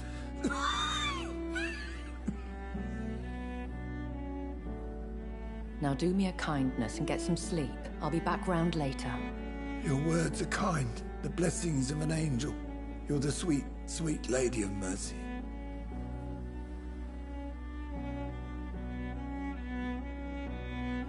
Good evening, Dr. Reed. It's a pleasure to see you again. You seem surprised. Dr. Swansea has brought me up to speed concerning your recent appointment to Pembroke Hospital. You're a the lady who saved me that night, before vanishing into thin air. I remember you from the pub with Dr. Swansea. Indeed. Allow me to introduce myself formally this time. My name is Lady Ashbury. I remember you well, in spite of the brevity of our encounter.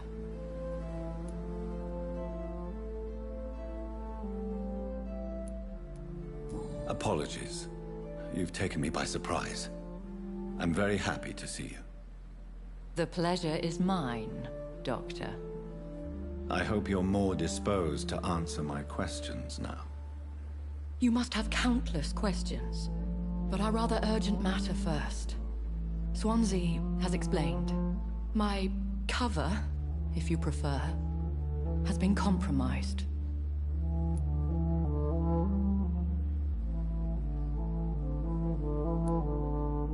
Have any of the patients given you trouble? These poor souls have so little left to live for. I do my best to ease their pain. The world would be a better place if it were cared for by women like you. You make me blush. I am simply a necessary evil. Pardon my boldness, Your Ladyship, but I have questions concerning this condition we share. As a newborn, your hunger for answers is rivaled only by your thirst for blood. But the questions need wait. I'm a scientist. My trade is in the deciphering of mysteries, and I need information to feed my mind. I will gladly answer every question you have, but first, prove yourself capable of resolving my predicament without eating the culprit. Dr. Swansea has commissioned me to be your agent in this matter. You could start by explaining what's amiss. These past insufferable weeks, I've been the victim of extortion. I've made a first payment, but the blackmailer grows greedy. I must refuse his most recent demands.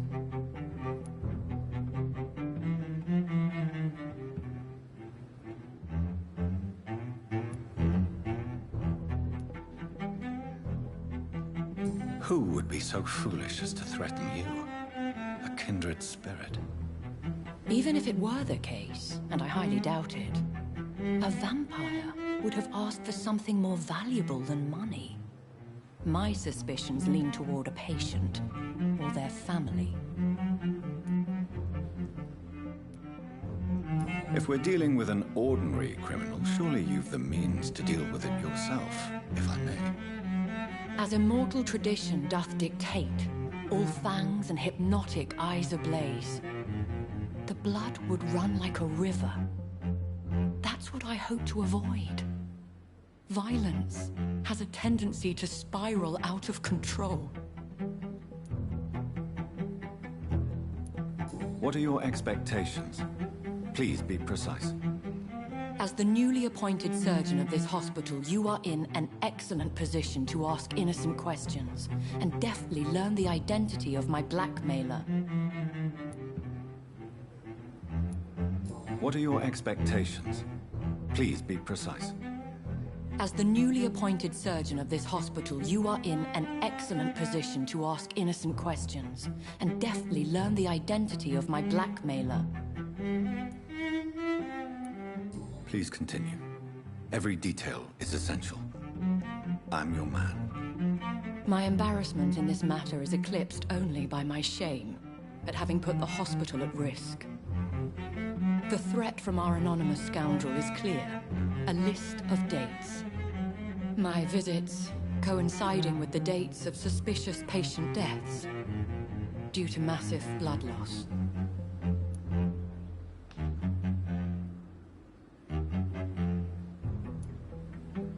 Is it true? Now aren't you the blunt one?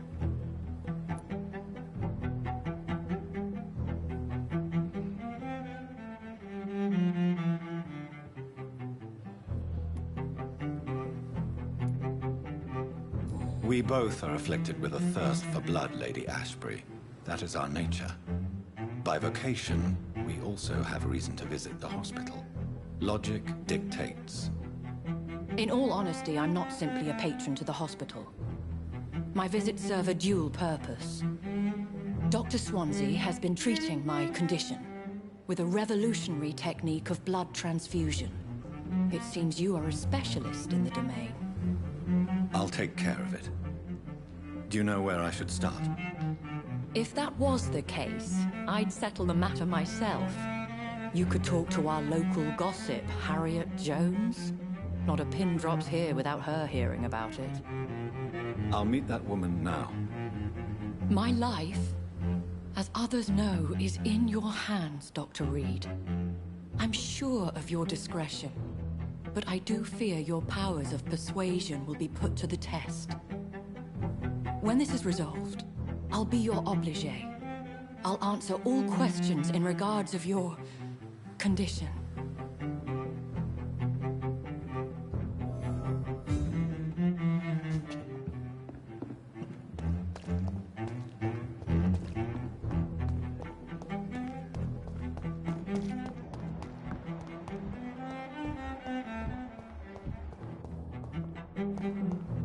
Simpletons, these nurses. Bred with no respect.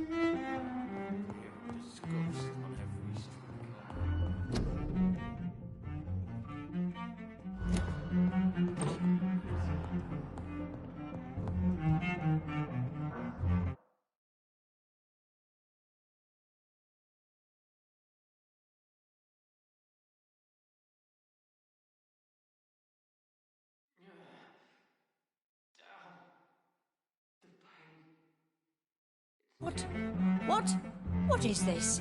Who are you? Get out of my room. There's no need for alarm, madam. I'm Dr. Reed, the new surgeon. Preposterous. Dr. Reed, you say? I don't want some bumbling intern. Where's Dr. Swansea? Please, calm down, madam. I assure you that I am highly qualified. I'm just back from war duty. How brave. Threatening an old defenseless woman. You know how long I've been a patient here? You've picked the wrong fight. I'm Harriet Jones. Harriet Jones? Indeed. I've been meaning to have a chat with you. You know what goes on here better than any other patient, I gather. Oh, better than any patient, nurse or doctor. I've seen so many vile undertakings. I heard there have been some despicable goings-on. Was there a case of blackmail? Blackmail? Wait. You're investigating something. This isn't a social call. One of those incompetent cunts slit a poor sod's vein.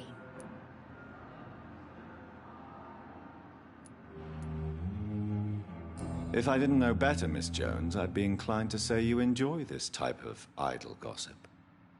God's honest truth, Doctor. It's just the way it is here. Most of these bitches would let you freeze to death before getting you a blanket. You seem to know more about the goings-on here than anyone else. Beware, Miss Jones, in case suspicion should fall on you. That's it. Blame the old and infirm.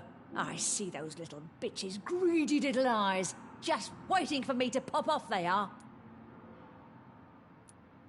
I assure you, madam, this is not an investigation into a possible medical error. Debauchery, then? Nurses Crane, Hawkins, Brannigans, whores, all of them. They can't keep their legs shut. I've seen them scratching slutty sores. Really? Well, if you have irrefutable proof, I'll not have the staff behaving in such a manner here. This is your business, Doctor, not mine. But I swear one of the nurses is cavorting with some man on hospital hours. Thank you for your time, Miss Jones. You've given me something to go on. See you on the next round.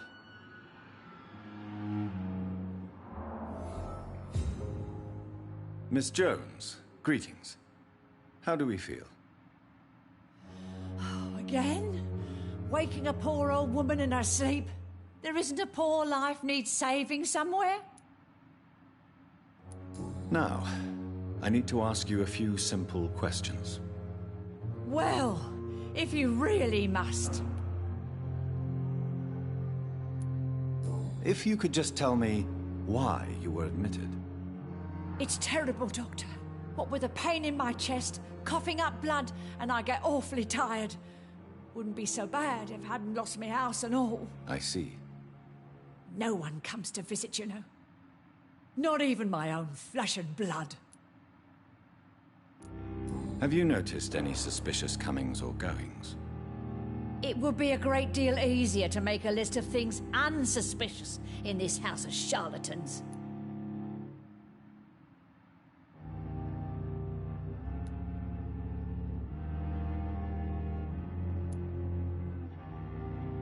Everyone here is very capable.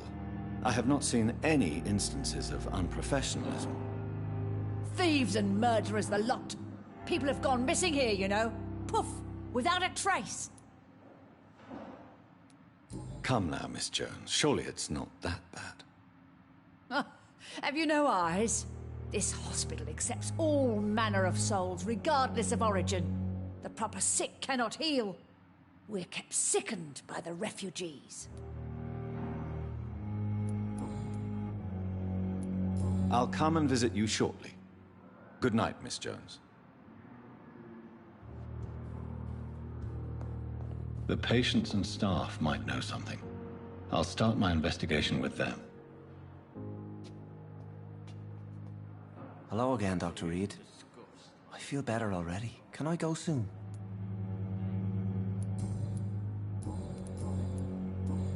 Goodbye, Mr. Hampton. We'll talk again later.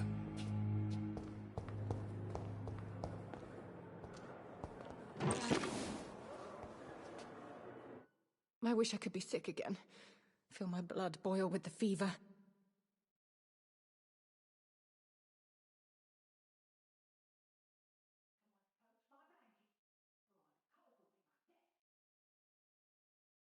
Good evening, Mr. Elwood. Evening, Dr. Reed.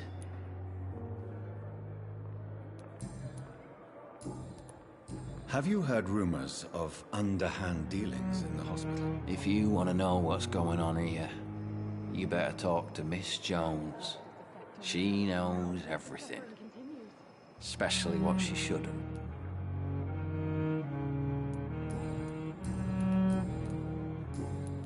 Goodbye for now, Mr. Elwood. Fear of disgust on every street corner. Good evening, Miss Howard. How are you tonight? I need blood, Doctor. Warm, rich, vibrant blood. Have you heard of any blackmailing going on within these walls? I have no time for mortal games. My secrets are beyond their comprehension, Dr. Reed.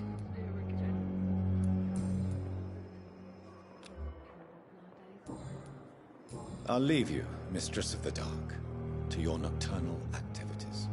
What your last thoughts would be, sir.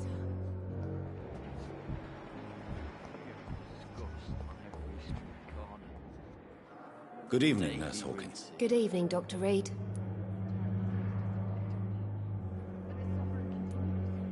What can you tell me about the strange man visiting one of the nurses during her shift? Let me guess. You spoke with that old shrew, Harriet Jones. Do not pay attention to her, Doctor. She's full of fanciful tales.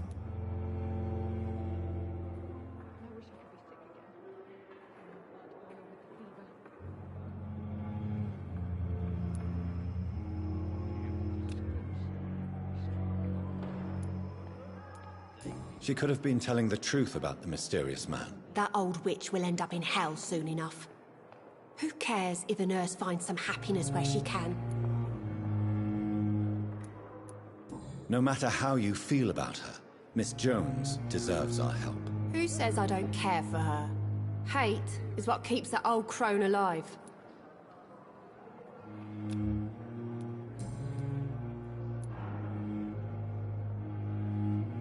What can you tell me about the strange man visiting one of the nurses during her shift? Let me guess. You spoke with that old shrew, Harriet Jones. Do not pay attention to her, Doctor. She's full of fanciful tales. Goodbye, Nurse Hawkins. Good evening, Nurse Hawkins. Good evening, Dr. Reed. Goodbye, Nurse Hawkins.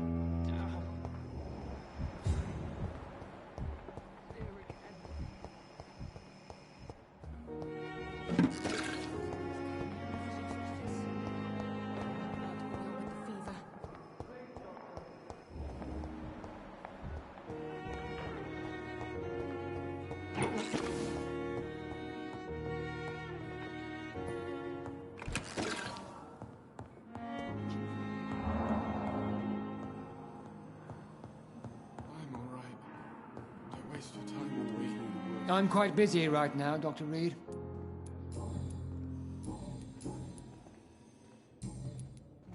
Have you heard about any blackmail going on in this hospital? Blackmail? Nonsense. Thank you for your time. We'll talk later. Good evening, Dr. Strickland. And good evening to you, Dr. Reed. Can I be of any help?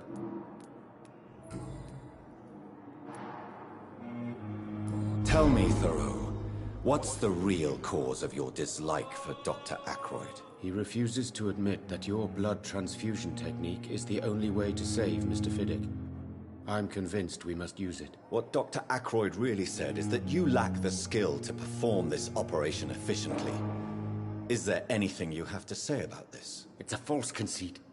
Dr. Ackroyd secretly envies your reputation. His jealousy blinds him. I'm not the real target here.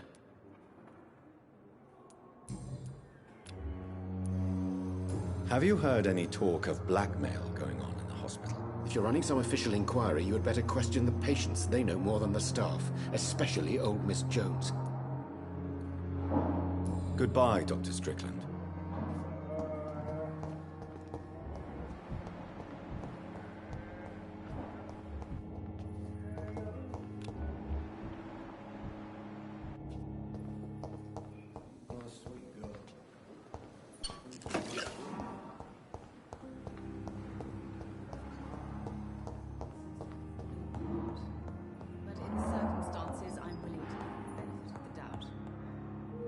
Good evening, Mr. Fiddick. Good evening, Dr. Reed.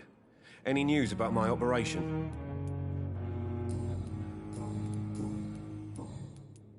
Have you heard talk of any blackmail here at the hospital? No, nothing. Goodbye for now, Mr. Fiddick. I'll see you later. I will not let you down, my boy.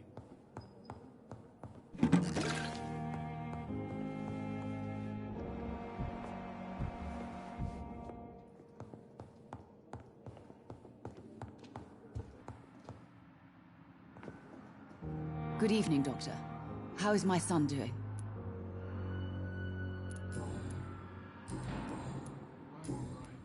Have you heard rumors of blackmail going on in this hospital? Dr. Reed, are you trying to take advantage of me? Of course not, Mrs. Goswick. I'm just curious. Well, go be curious somewhere else, please. Goodbye, Mrs. Goswick. Good evening, Mr. Goswick.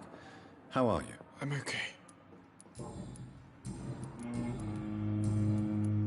Have you heard rumors about blackmail in this hospital? No. I have to go now, sir. But don't hesitate to contact me if you need any help. I'm all right. Don't waste your time with me.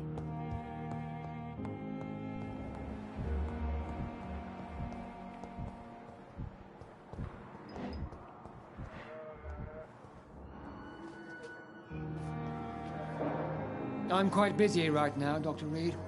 Thank you for your time. We'll talk later.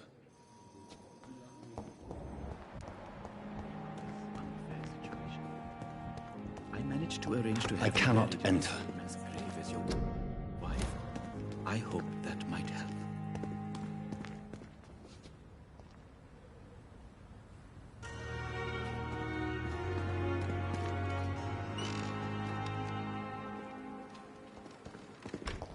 It's locked, all right. Good evening, Dr. Reed.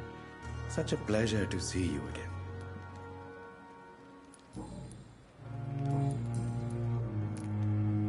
Tell me the truth about your appointment as a medic during the war, Rakesh. The regiment administration appointed me by mistake.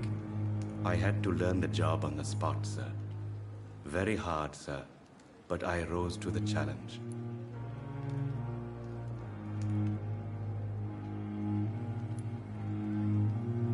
You can't impersonate a doctor. You can't improvise a medical education. People could die at your hands. You're absolutely right, sir.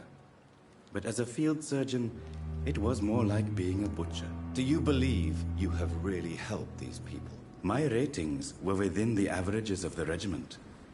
I saved lives, Dr. Reed. Does that not say enough about triage and war surgery? Do you realize how many soldiers died because of that decision? You should have refused. Yes, sir. I swear I did, sir. But no one listened. When the first wounded arrived, I had to do what I could. It is an unbelievable story, Mr. Chidana. It was a time beyond belief, Dr. Reed. But I'm happy not to deal with the wounded. I prefer caring for the dead now.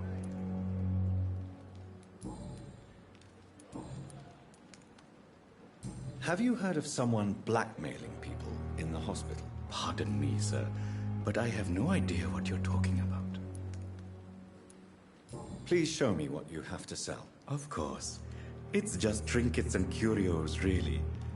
But I'm sure they can be useful.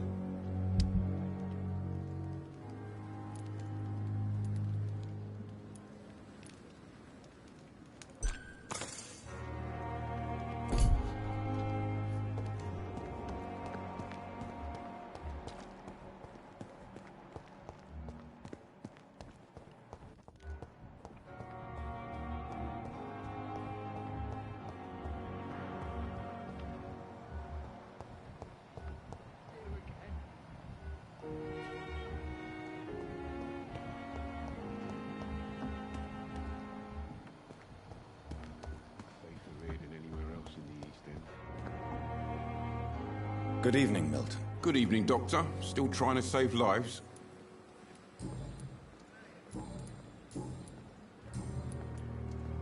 Have you heard of any underhand dealings going on in this hospital? There are a lot of secrets round here.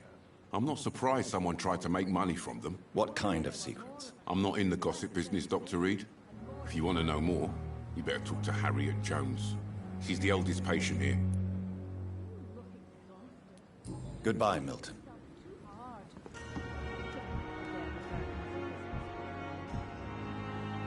Good evening, Nurse Brannigan. Good evening, Doctor.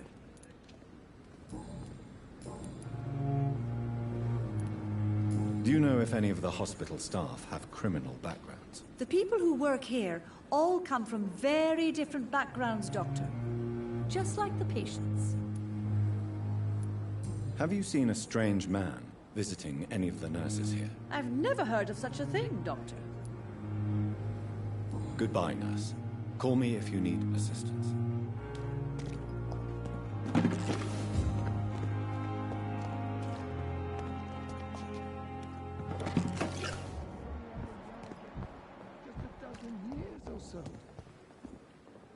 Good evening, Dr. Tibbets. Dr. Reed, any good news to share?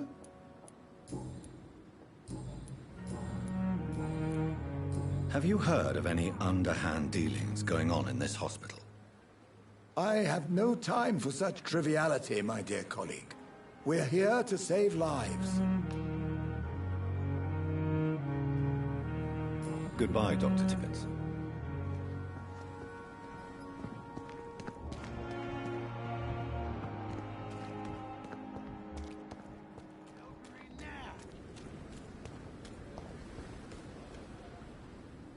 Hey, Doc.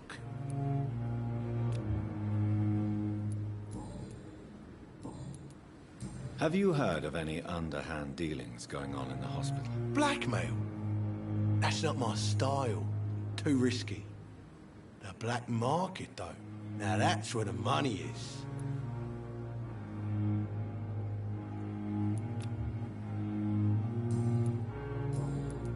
I'll leave you for now, Mr. Cox.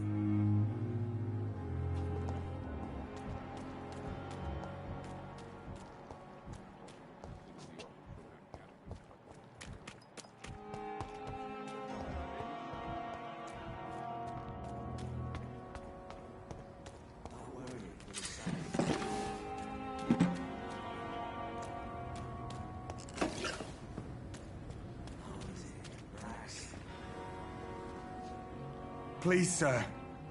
I need help bad. What's going on? I'm Blight, sir. Newton Blight. I've lost my mate. Can't find him anywhere. I'm Dr. Jonathan Reed from the Pembroke Hospital. Please, calm down and give me more details. Oswald and myself were both infantry, sir. We were en route for the hospital, but... well, we had a disagreement. And Oswald ran off towards the canal. How long have you been searching for him? I can't go there. Too many rats by the water. Fucking rats. Can't stand them since the war, sir. Can't stand them at all. Don't be ashamed, Mr. Blight. Many soldiers who survived the trenches suffer from musophobia. I'll see what I can do for your friend. What can you tell me about yourself? I'm Oswald's best friend. We served in the same regiment, sir. We've taken care of each other since we came back from the front. This is a dangerous part of town. What are you doing here? We were looking for the Pembroke Hospital. We both need help. Treatment, I mean. To get some sleep. Just need to feel better, sir. What can you tell me about your friend? His name is Oswald Thatcher. We survived the war together. Oswald is... nervous and quite fragile since we came back from the war. Where was your friend the last time you saw him? He went down by the canal. He didn't want to go to the hospital. I think he went to the sewers on purpose. So I couldn't go after him. I have all the information I need for now. If I find anything out about your friend, I'll let you know as soon as I can. Thank you, Dr. Reed.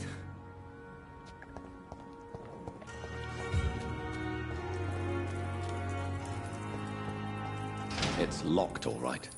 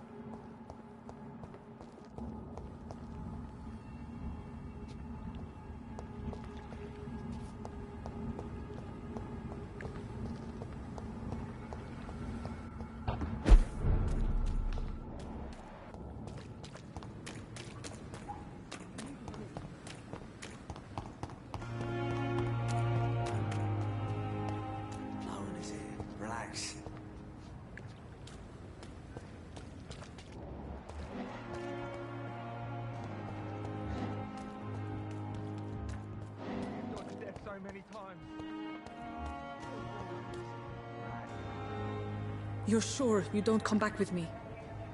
Nah, I have to see someone at the hospital. Be careful. You look so bad they may keep you as a patient. Fuck 'em. I don't like hospitals. Or doctors. Well then, when you go back to Whitechapel, You may find this useful. What is it? A pass for a free medical exam by the best nurse available. Just read it. I don't read well, but thank you, I guess.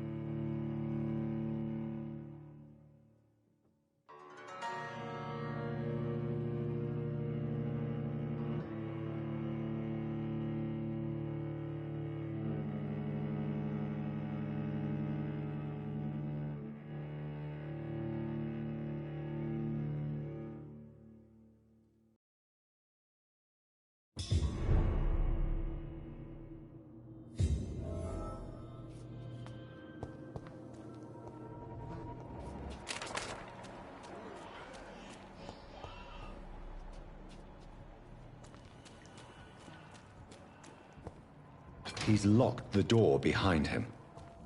I need to find another way to follow him.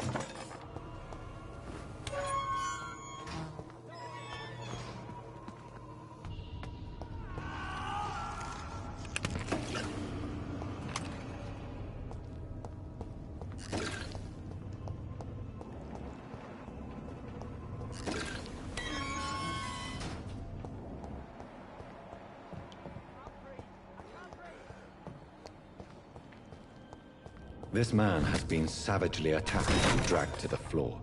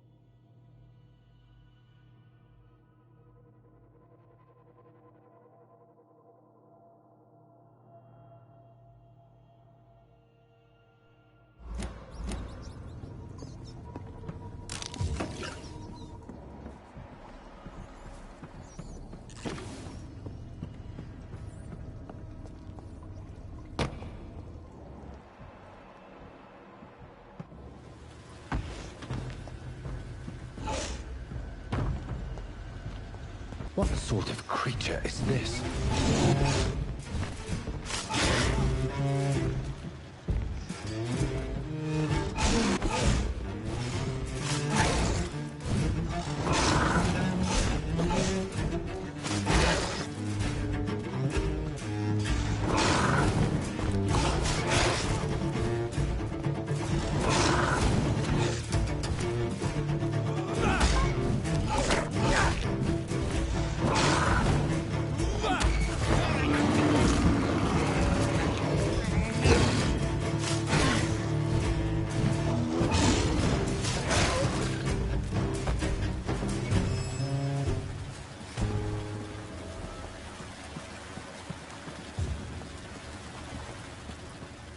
Here's what's left of him.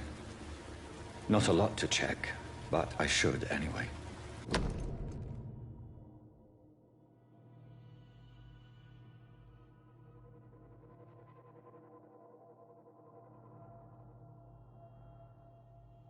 Some voucher for a free checkup in Whitechapel. What is Nurse Crane up to? I really must find her.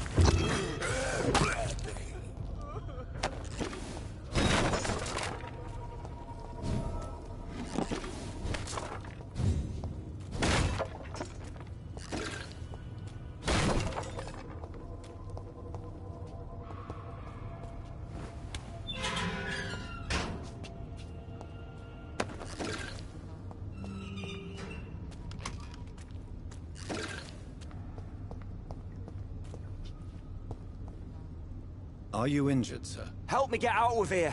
I need to get out. I'm Dr. Reed, and I'd be glad to help you, but you must calm down first. Please, take a deep breath and tell me your name. Okay. I'm Oswald Thatcher. Please, I need to get out. Mr. Thatcher, your friend Newton sent me to help you. Do you remember him? Yes, I do. Good. Now leave this place and enjoy the cool night air. It's quite invigorating. I'm sure you'll feel better if you do.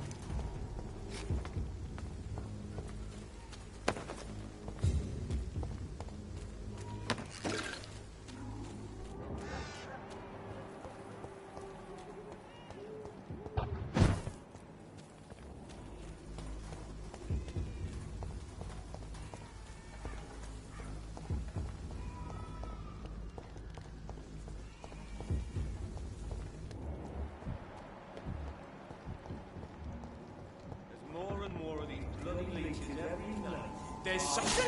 We have to stop it!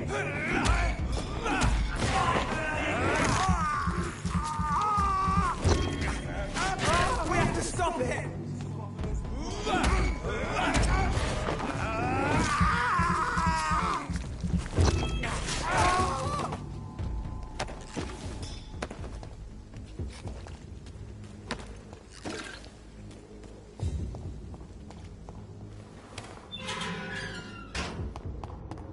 Whitechapel. This neighborhood is linked somehow to the kind Lady Ashbury's blackmail. First, let's find this Petrescu fellow.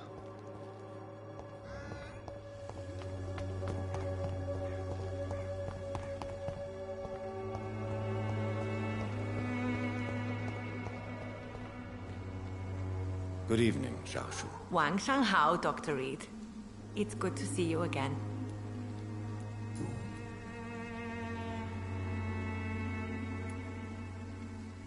Why don't you move to a better neighborhood? I thought about it, I confess. To go back to the same empty home every day still hurts me a lot. Why stay here then? I am a woman of habit, Dr. Reed. And for now, I am happier being useful in a familiar place than I would be anywhere else.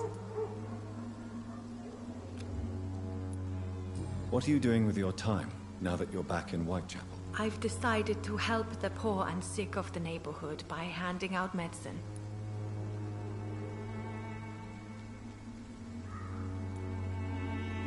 Giving out medicine? How can you afford to do that? I am a rich widow, Dr. Reed. My departed husband left me enough money to last the rest of my life. I can spend some on those who don't have any. That's very charitable of you. But why do it at night? I've noticed that the most desperate people tend to go out after dark. Hence my presence, to help them when I can.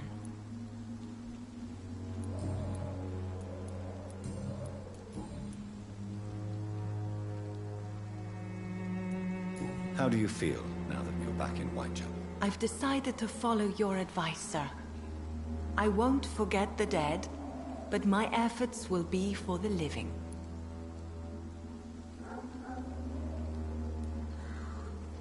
I've no doubt. That is a wise and useful attitude in this part of town. To be completely honest with you, I am also doing this for myself. If I'm destined to survive this epidemic, I need my life to have some purpose. Do you still think about your departed husband? Of course I do. I'll never forget my beloved Matthew, but how do I put it? Now I miss him more than I want him back. I know what you mean. And I think it means you're getting better. Maybe death will take me the way it took Matthew. Without warning and without mercy. But until then, I live on.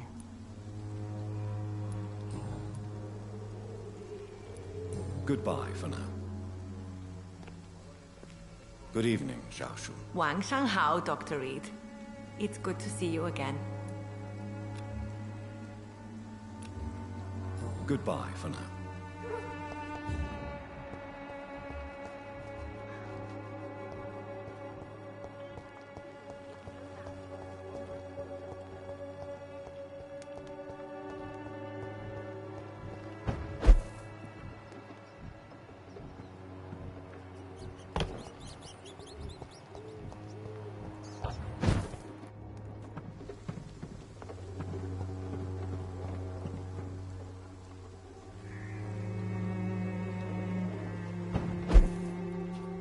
I cannot enter.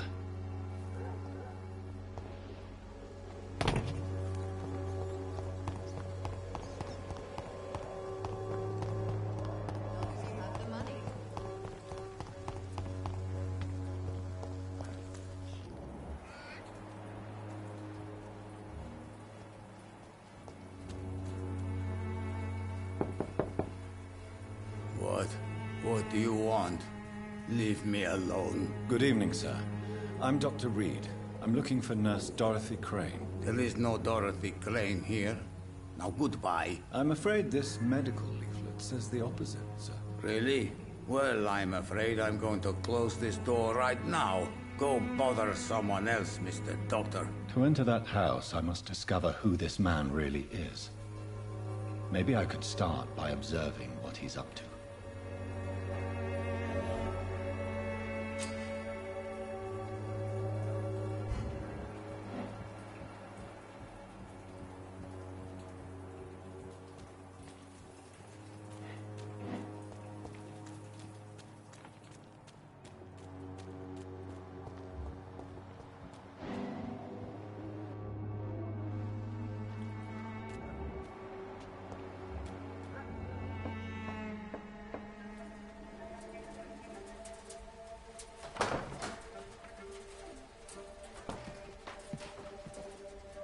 A strange man was at the door with a pass for our medical facility. I refused him entry. Darius, how could you know he didn't need our help? His clothes were too finely tailored to be for Whitechapel. Perhaps just a friend of that stray poet who is always about. Richard Nithercott? No, not of the same cloth, this man. I suspect some machination from that journalist. Clayton Darby. Is he still asking questions? Yes. I saw him drifting around St. Mary's Church. I swear he is tracking me just downwind.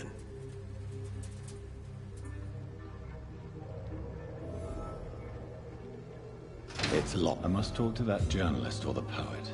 They must know about Darius. Nearby the church they just mentioned.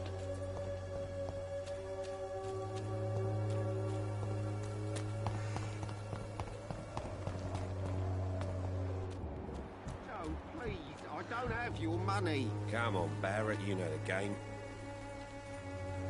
Fancy buying something, sir? You never lose your focus, do you?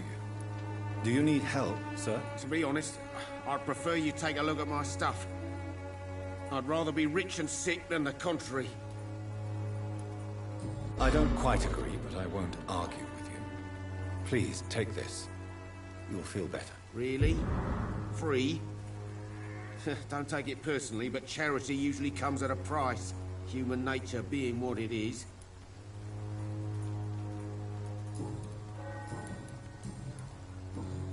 Right then. Show me what you have.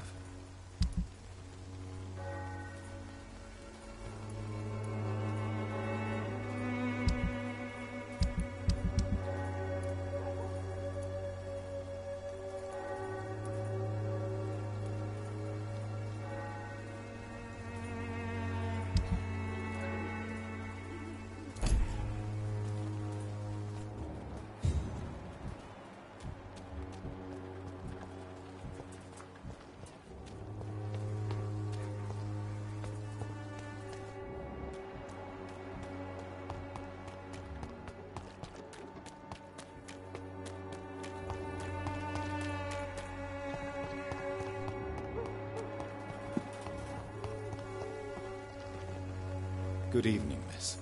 I'm Dr. Reed. I'd like to ask you a few questions. I know what you're thinking. A tall stranger who meets a girl in the street at night. It reeks of the penny dreadfuls. But I mean you no harm, truly.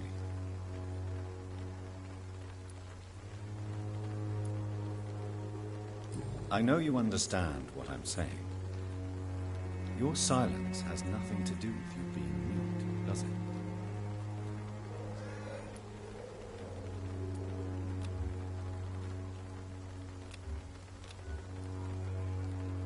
You don't seem to need my medical attention for now. Very well. Goodbye then.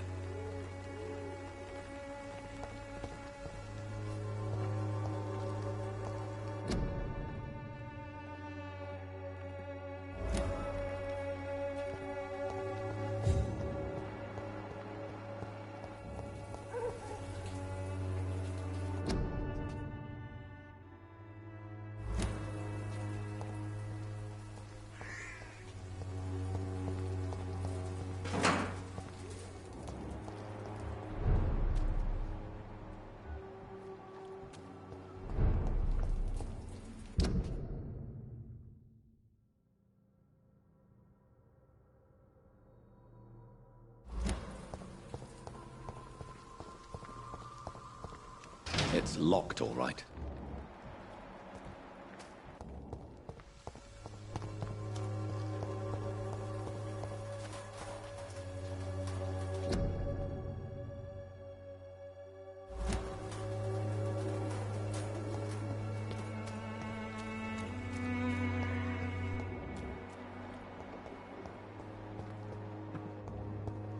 I cannot enter.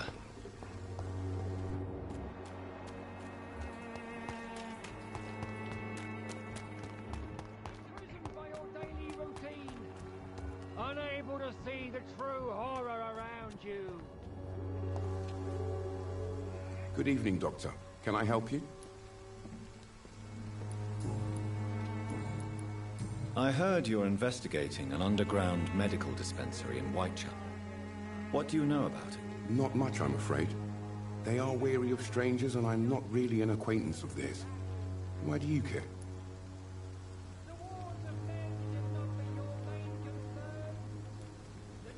I'm a doctor, Mr. Darby. I care about everything involving public health and this epidemic. Are you sure you're not just concerned about the repercussions that a scandal involving a certain Nurse Crane from the Pembroke Hospital would bring? Without a doubt, you are a damn fine journalist, Mr. Darby. What do you know of her accomplice, a man named Darius? I don't know much about the man. He's very cautious. Never goes out. Doesn't seem to have any friends or family. He has no relatives at all? No. Except for that strange man, a poet named Richard Nethercott, who sometimes comes by. Darius would never let him in. Where can I find this Mr. Nethercott? He spends most of his time lurking around Whitechapel, talking to himself or declaring verses. These days, you can usually find him behind the church. He never goes out? No. A few days ago, he unexpectedly did. I followed him, but it was just a ruse to keep me away from his house. Really? How do you know? He went to the nearest mailbox, but just before posting his letter, he ripped it up and threw it away.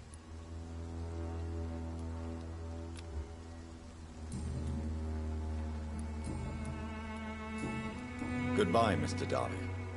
Farewell.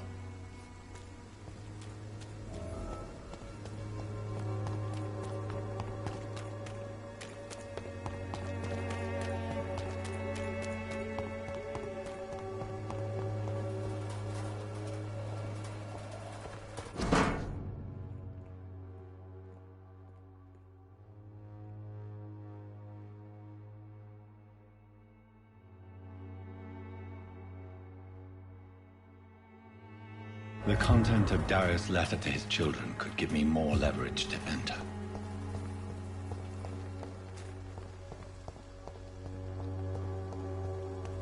It's locked.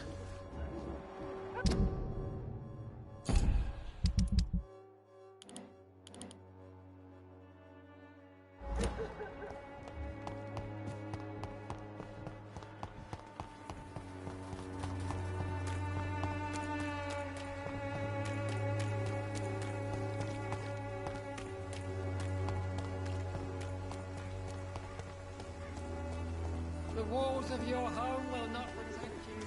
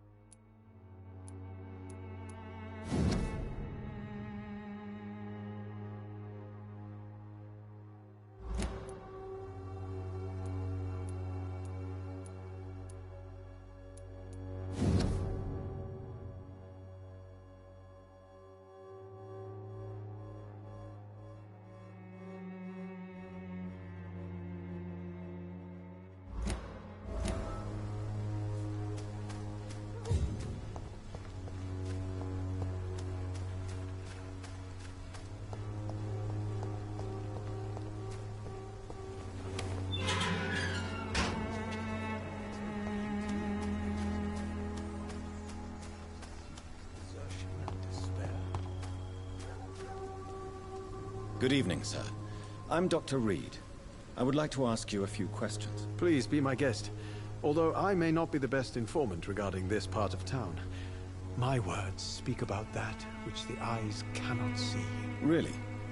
Are you an artist of some kind? I'm a poet, sir. Richard Nethercott, at your service.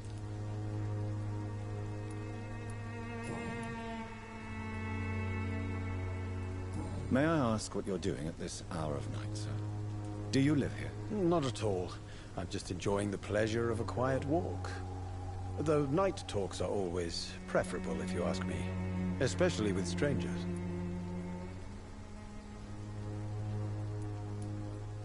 But are you not afraid of the epidemic? Oh, why should I? I see some equity in the Spanish flu. No flesh should be saved, say the scriptures. Good or evil, rich or poor, all are equal in the eyes of the flu. If you say so. But as a physician in a time of epidemic, I must caution you to avoid unnecessary exposure, sir. Thank you, Doctor. But we both know the seeker of truth has to go boldly where the weak dare not.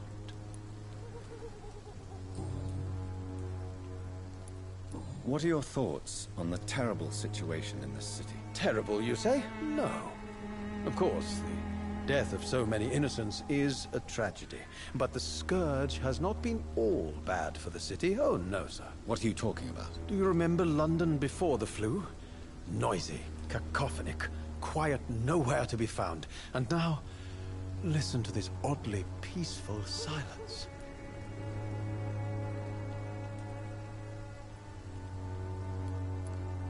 Yes. The enjoyable silence of the grave. You have a unique perspective on the situation, I must admit. Most people fail to understand my perspective. I don't blame them. But how could I call myself a poet if I veiled my feelings?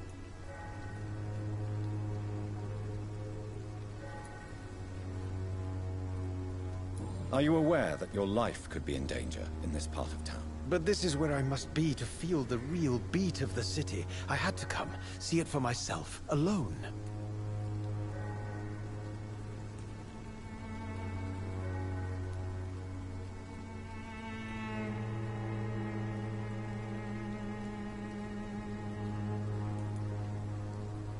I understand your need for solitude, but it's not safe around here. I don't care. I don't have many friends, Doctor, and my family despises me. If some misfortune came upon you, who would be here to help you? Well, you for a start, my dear Doctor.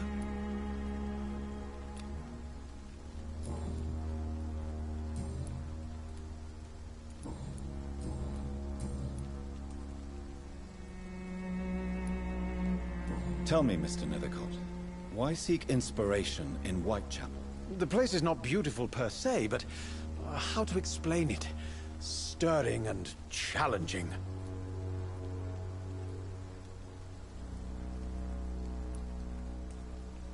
In what way, exactly? The struggle by gaslight, the barren smiles and the arid hunger under the rain. If you say so. Such vibrant antagonism and vivid paradox. The stripped humanity raged across each street. Vivid, of course, yes. And what about the poignant distress? Oh yes, the poignant distress. You see what I mean, don't you? That's what I want to write about, and that's what Whitechapel is made of.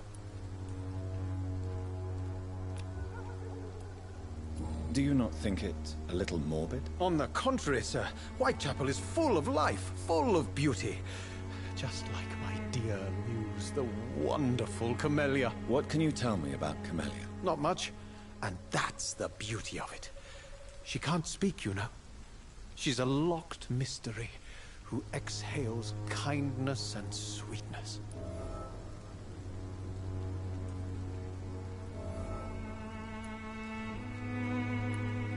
Perhaps you're just afraid to find out the truth about your muse. One day, perhaps, I'll ask her to come with me. But will she still be my wild flower of Whitechapel if she moves uptown? And have you ever tried to learn more about her? Where she lives? How she survives? whom she may know. Maybe I prefer she remains an enigma. Reality can be so dull, don't you think?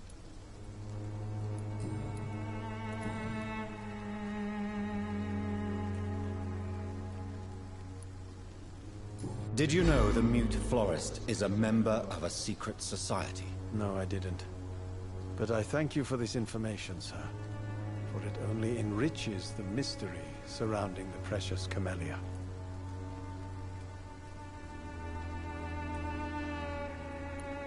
Are you not curious? Is there not more you wish to know? That girl has not an ounce of malice in her. Whatever she may be hiding, it's certain to be for the benefit of most, if not all. I fear you are a hopeless romantic, Mr. Nethercott. Guilty as charged, Dr. Reed.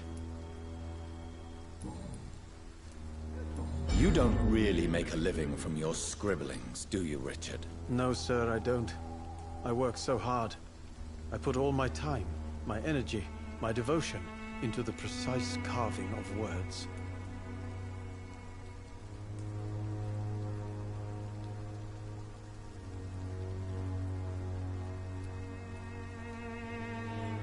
When she was younger, my mother was a painter and a poet. She told me many times how poor her artist friends were, and how she helped them. My parents pay for my rent, my food, and my clothes. All I have to give them in return is lies they do not believe. You seem embarrassed. Someday I hope to proudly offer my first publication to my parents. Until that day, I'll remain the failure of a son they have to support.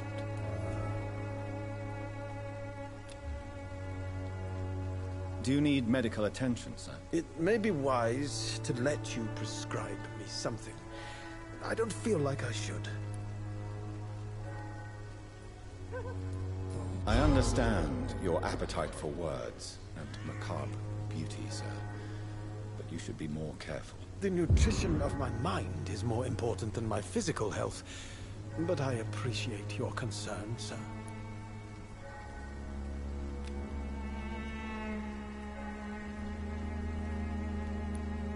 May I ask you a few questions about the district? Extraordinary part of town, is it not? I'll be glad to help you, if I can.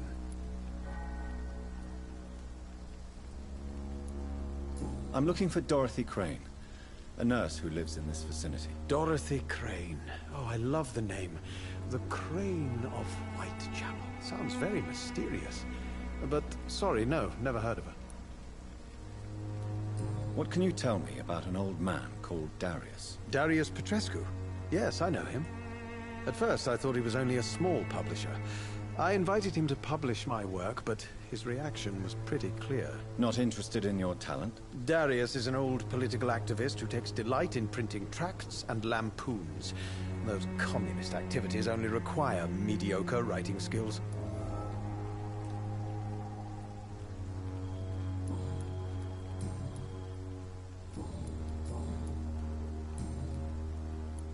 I'll leave you alone, sir. Darius is a bit less of a mystery now. It should not be that difficult to incite him to let me in.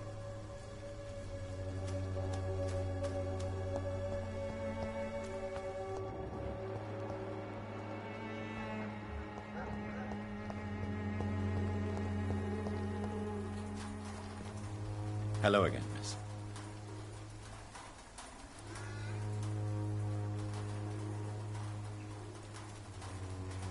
Melia, I know you work for Dorothy Crane. Please tell me about her secret dispensary. A stubborn and mute comrade. Nurse Crane and Darius Petrescu have been clever. Tell me about Richard Nethercott. I understand he is quite fond of you, Camellia.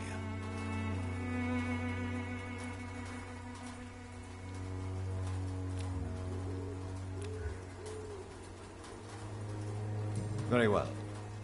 Goodbye, then.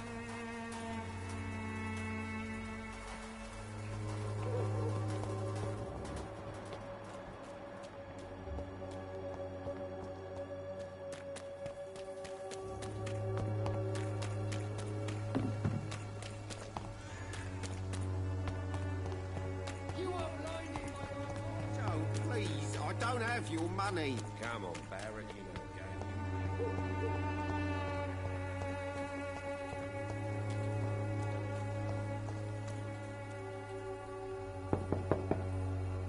the Mr. Petrescu, just 1 minute, please. You again? Go away.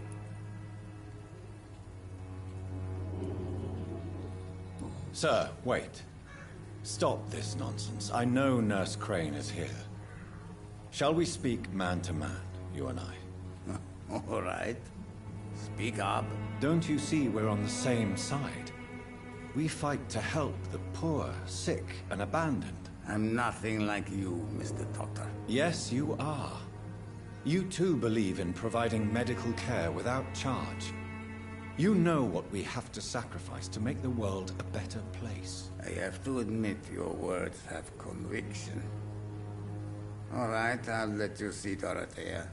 Don't make me regret this, though.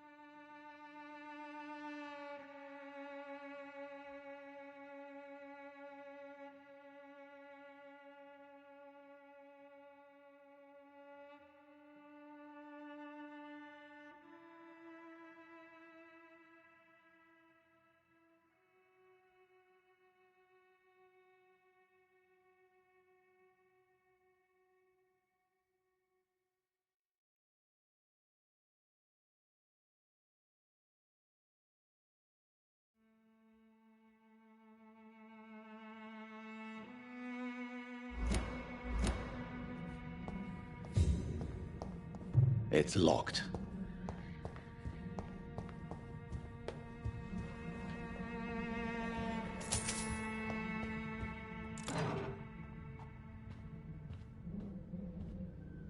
If you want to talk to Dorothea, you must go across the courtyard and take the stairs. We've not been formally introduced.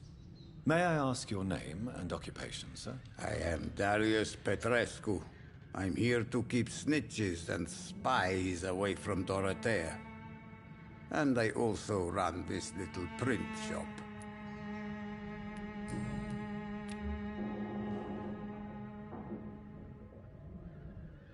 So Dorothy's real name is not Crane? Like myself and many people in this area.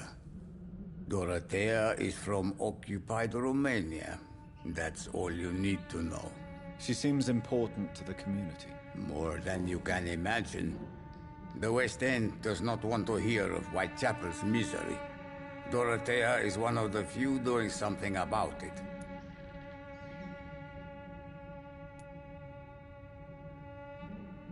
Did you refuse to publish Richard Nethercott's previous works, Darius? Yes. His manuscript is as pompous as he is starched. Now there's a man who loves the sound of his own voice. You could have told him so. As a great writer recently said, politeness is the most acceptable hypocrisy. Tell me everything you know about Camellia, the mute florist. I do not believe in the afterlife, Doctor, but I'm almost convinced Camellia is an angel. She volunteered to give out our medical leaflets.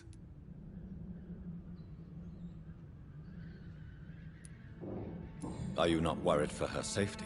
She is as brave as she is tough, and clever, too. If only I had met her when I was younger. Are you in love with Camellia, Mr. Petrescu? Don't be stupid. If I had met her when I was younger, we could have won our revolution. Who is she, really? Do you know where she's from? She's not from around here, that's all we know. Camellia is not even her name. It's her favorite flower. You say she has no close family? Well, there's that awful poet who constantly follows her around like a lost puppy. A good man for sure, but a very poor writer.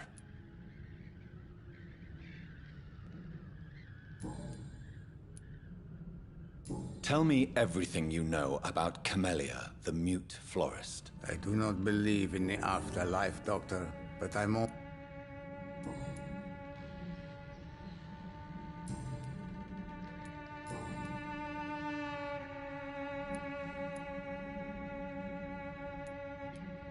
Do you have any family left, Mr. Petrescu? Children or grandchildren? Who knows? I have abandoned my people for so long, they might as well be dead. As dead as I am for them, I suppose.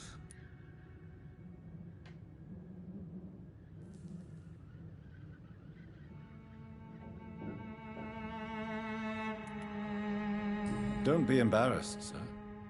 If you must know, my own father disappeared many years ago, and I forgave him. It's quite awkward to talk about our families like this, but...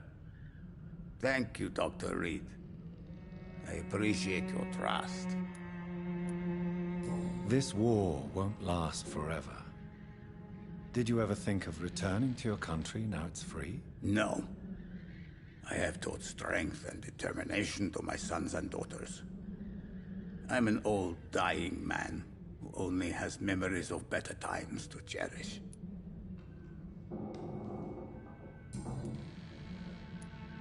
How did you meet Nurse Crane, Darius? Why does she trust you? I'm her oldest friend in England. Dorothea and I share many ideas about this country and about the country we left. You mean occupied Romania, don't you? Even if not directly, I fought against your enemies. Really? Then perhaps you have more in common with Dorothea than meets the eye, Dr. Reed. I know you fought for your country when it was occupied, Darius. Tell me more about it. I know my days are numbered, and I know I won't see my homeland again. But I fought for Romania all my life, and I will until my last breath. But Romania escaped the grasp of the Austro-Hungarian Empire. It's a free country again. It is not the country I fought for. My homeland is not appeased, Doctor. And I still see a dark future ahead for my people.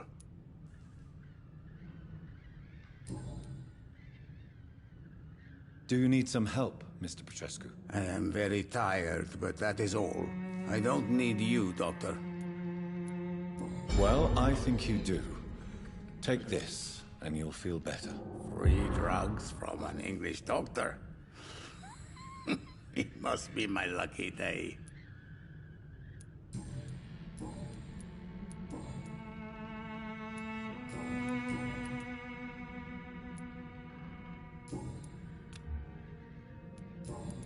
Tell me I do not believe in the...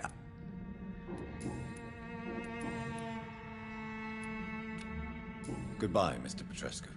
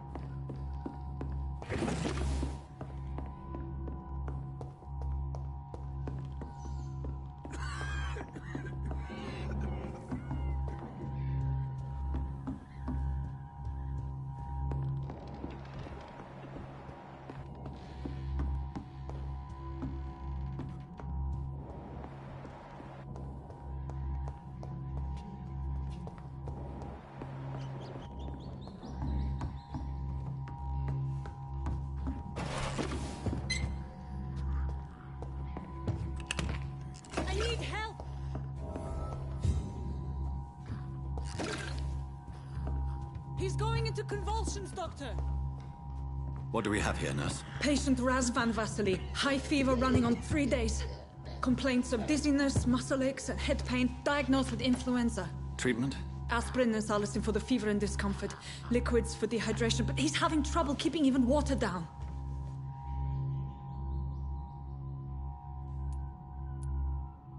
Thank you, nurse. Anything else I should know? He did lose consciousness this morning, but he's never had convulsions like these. He's not convulsing, he's choking. He's not getting any air. Scalpel! Hand me that scalpel! What can I do, Doctor?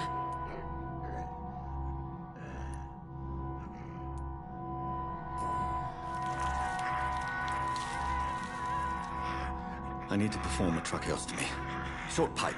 That rubber tube will do. We're going to cut a passage for air through the neck. Yes, Doctor. He's breathing again, but he's coughing up blood. Internal hemorrhaging. I need to make another incision into the chest cavity to drain the fluids from the lung. Prepare another tube. A thoracostomy? Doctor, we've nothing to fight the infection. We need an aseptic environment.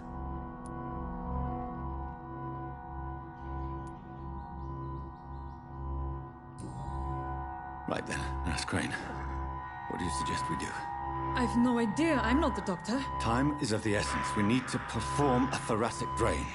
Yes, Doctor.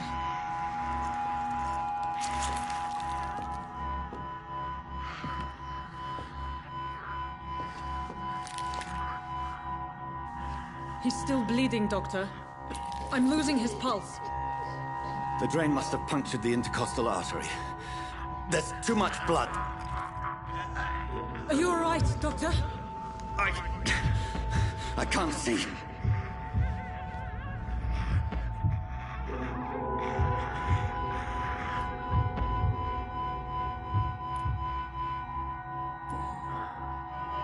I must first suture the artery. Find the wound. The source of the blood. Needle and thread, Doctor. Good.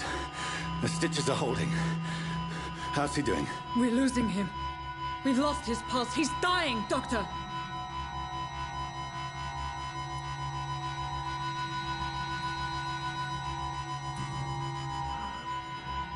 A dose of epinephrine, now. Yes, Doctor.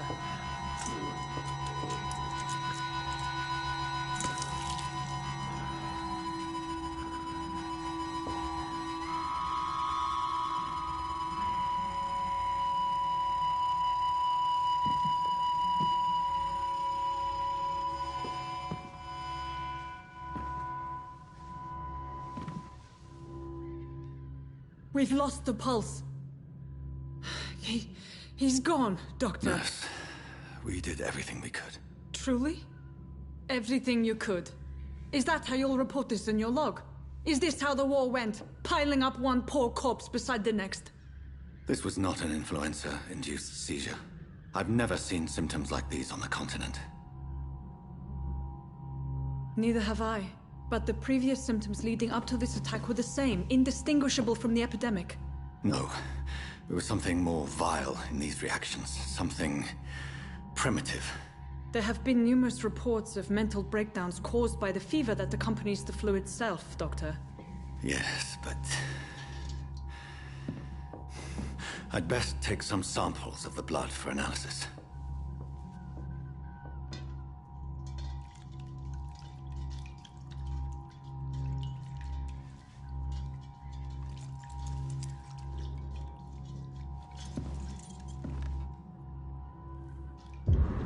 I doubt you're here to test my bedside manners.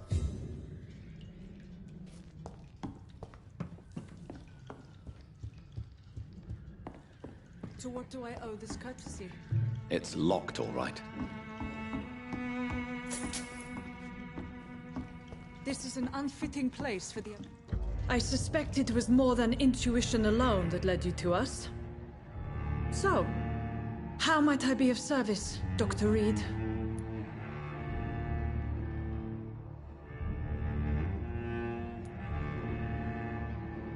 I've come to put an end to this insufferable blackmailing, Dorothy. Doctor, you think your warnings scare me? I've stolen and plied, blackmailed and lied, but what else am I to do? I'm all these people have.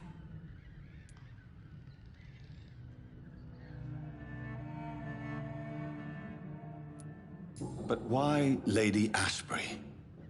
Why her, of all people? She's pristine and proper, all right. But that she-wolf in sheep's clothing murders the poor for sport. I have her where she belongs, and I'll milk her for all she's got. Dr. Swansea is a sensible and honest man. He wouldn't have refused your friend's care at Pembroke. It's easy for you to say, Doctor.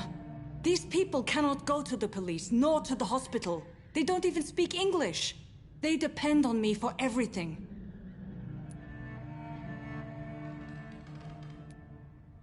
So, the end justifies the means. Is that your defense? I know you're kind, Doctor. Just another fine-heeled, silver-spooned gentleman who was given the world on a platter. You know nothing of poverty. Nothing of the shame, the hunger, the loneliness.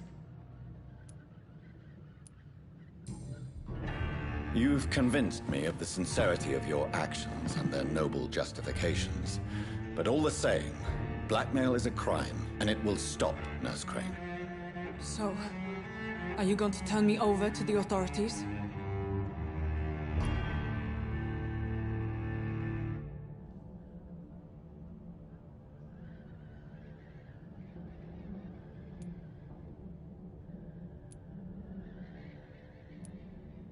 Listen very carefully, Dorothy. You will erase from your memory everything you pretend to know about Lady Ashbury and Pembroke Hospital. Let that rich bitch off the hook over my dead Nurse body. Crane, enough. Listen as if your life depended on every word. I know you've a generous heart who gives freely to those in need, but you shall walk away from the shadier streets of your business. I will never abandon... Dorothy, the discussion has come to a close. Your clandestine activities in the Resistance are over. Let it go. I'll let it go. Yes. All gone.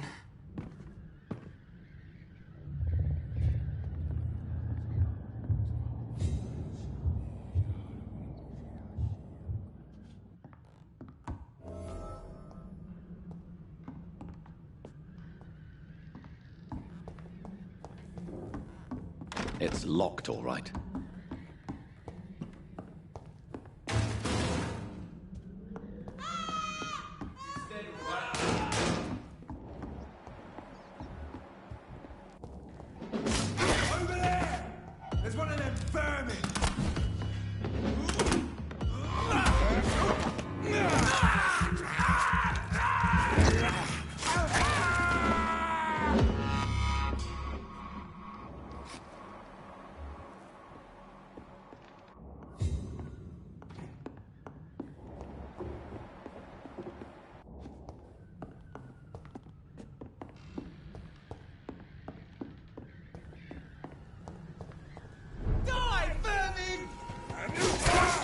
Boys! Take its head! Fight for this!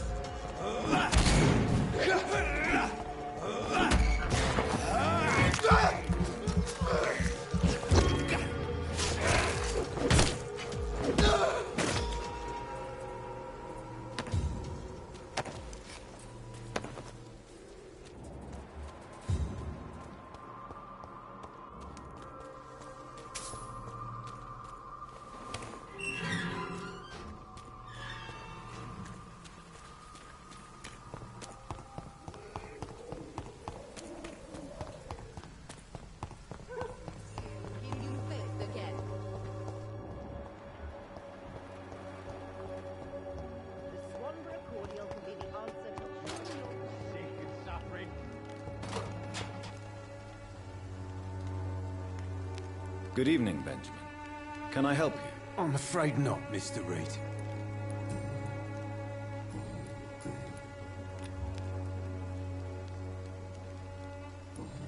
A gun, alcohol, and a bad temper make a terrible cocktail, sir. Goodbye for now.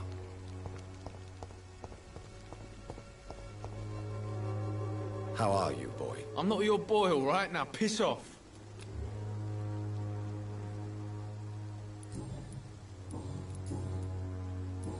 Goodbye, young man.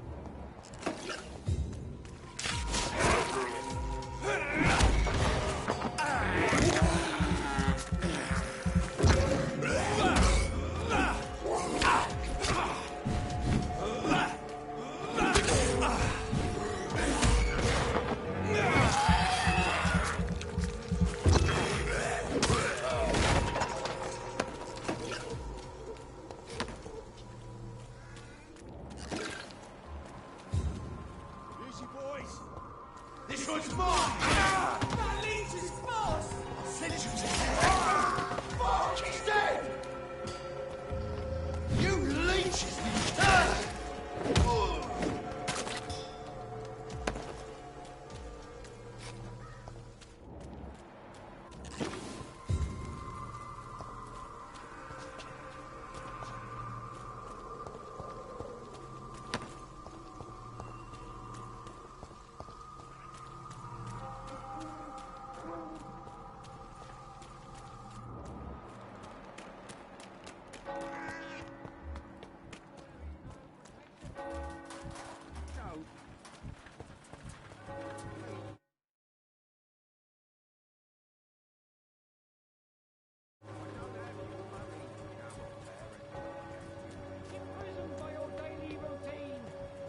Unable to see the truth.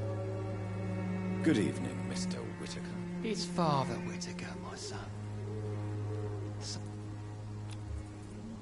I have heard enough.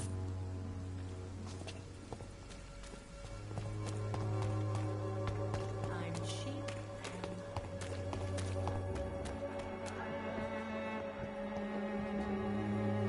Good evening, Doctor. Goodbye, Mr. Darby. Farewell.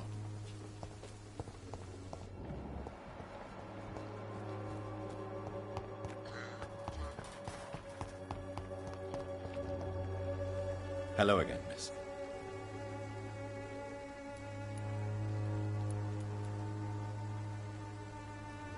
Very well. Goodbye, then.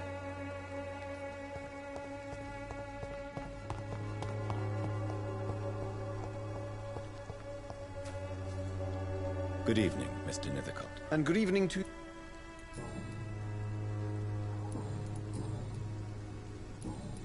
I'll leave you alone, sir.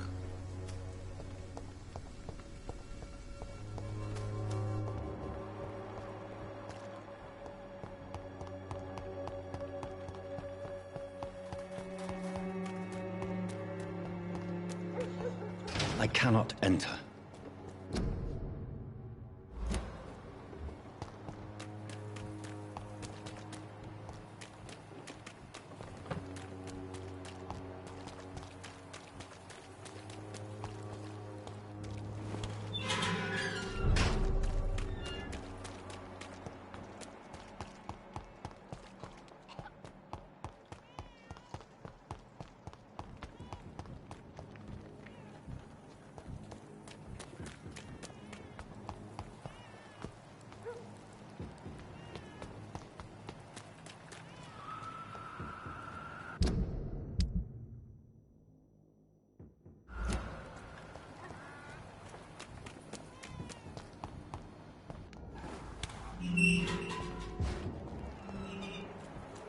Human blood. Whoever left these marks did so deliberately. Kill it, boy! Cross the leech, boys! That's what you do.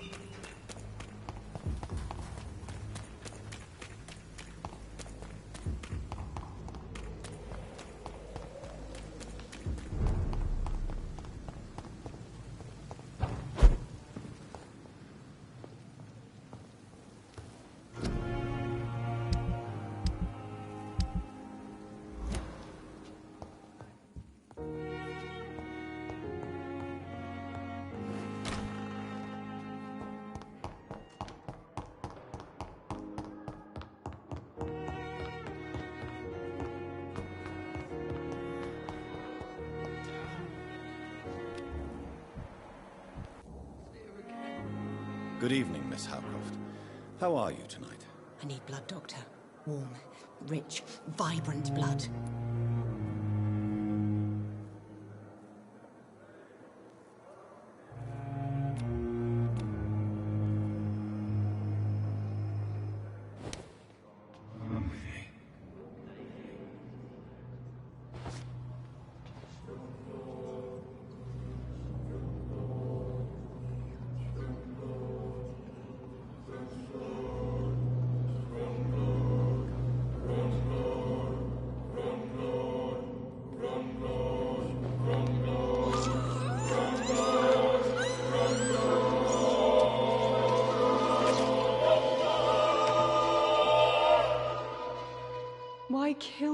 brother. We could have ruled this land together and forever.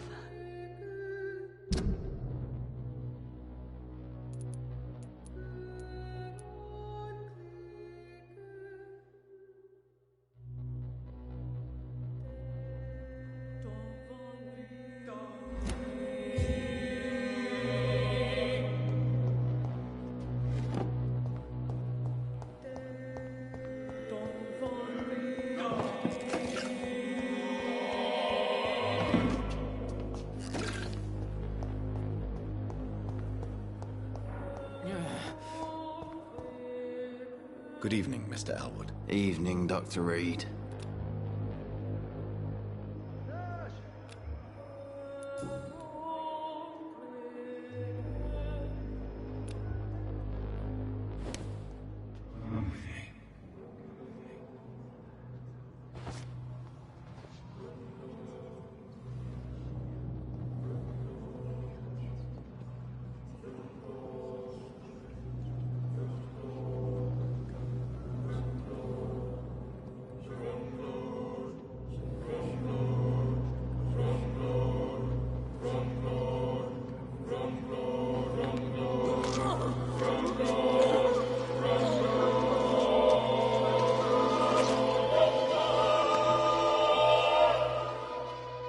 So this is how it ends. Farewell, my life, you've betrayed me, good.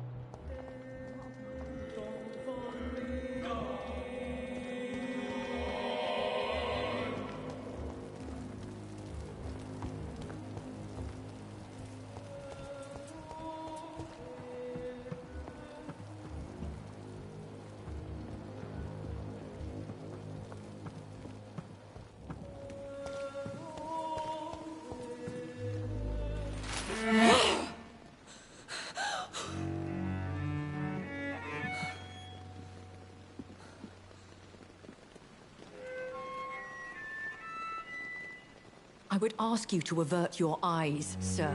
Or did you not know it was rude to stare? I knew it. Speak up, Dr. Reed.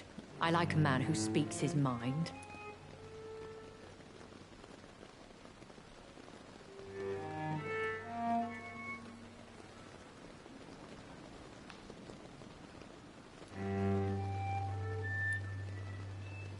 Hiding your true appetites behind a facade of compassion. Bravo. Very clever indeed. Spare me your sarcasm, Jonathan. You are but newly born in this world.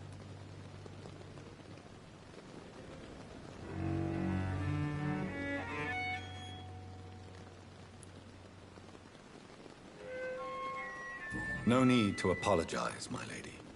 I know exactly what you endure. The situation is somewhat awkward nonetheless. I have not been observed sustaining myself for many decades. I have to say I'm a trifle embarrassed. Anyway, I have concluded my inquiries concerning your blackmailer. I see. Please excuse my agitated state. Under normal circumstances, I wouldn't let anyone see me in this condition. The case is closed, your ladyship. The person who took advantage of you has, shall we say, seen the error of her ways. So who was it? My lady, the blackmailer was dealt with using the utmost discretion. The culprit's identity is of no relevance. Thank you, Jonathan. That is exactly what I needed from you. You have proven your loyalty, so, as a friend, please accept this small token of my appreciation. Thank you, my lady. If you have an inclination to learn more about vampires or your current situation, I will be glad to aid you in your quest for knowledge.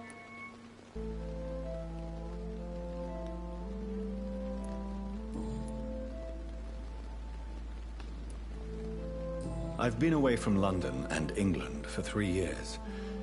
This isn't the city I remember. Things have gone from bad to worse here, Jonathan. I've lived in this city for a long time, and I've never seen it like this.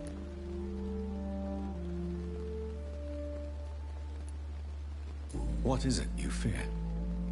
Fear has long since flown this form. But there is something malevolent circling us. I feel fear is merely waiting in the wings. The Spanish flu has hit London that bad. Yes, but it's not just that. I've heard things. Things I've not heard for a very, very long time. There are whispers in the shadows. Something far worse than the Spanish flu is here in the city.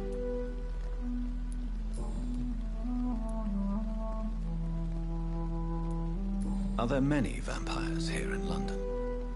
Immortals are of a rare breed, and we often tend to hide. But you may occasionally meet some of us at night. Will they all be as affable as you, my lady? I do not see why not. But remember, even the shark smiles before he bites. That sounds like a lesson from experience. Vampire politics are as intricate and sometimes tedious as a game of chess in a gentleman's club. I've learned from experience it is best to decline to play. Do you know any of them? Have you an idea of the identity of the vampire who attacked me? You mean your maker? No, Jonathan, I have no clue. But I fear he or she is as careless as cruel. To let you discover your new condition by yourself. What do you mean? Every now and then, you may discover an immortal in the deep of the night. But we are a rare and reclusive breed. Our progeny is almost never accidental.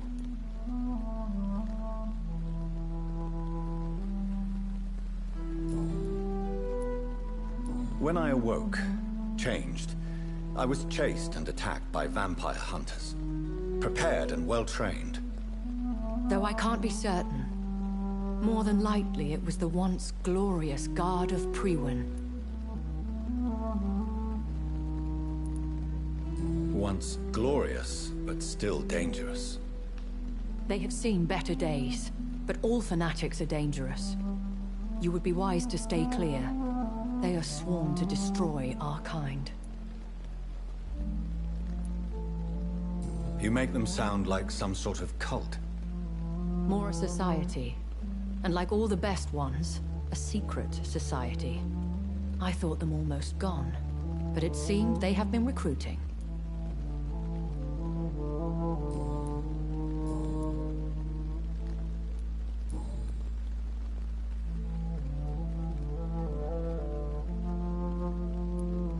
Why did you save me in the canning factory?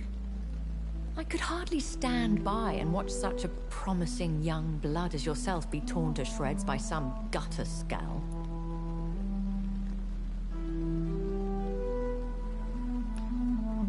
What type of vampire is a Scarl? Not a true vampire. The deformed offspring of lesser vampires. It is a shame these creatures run wild, slaves to their baser instincts. William Bishop wasn't the vampire that created me, then? No, Jonathan. Whatever their strength and demeanor, Scowls are the progeny of careless vampires. It cannot be the other way round.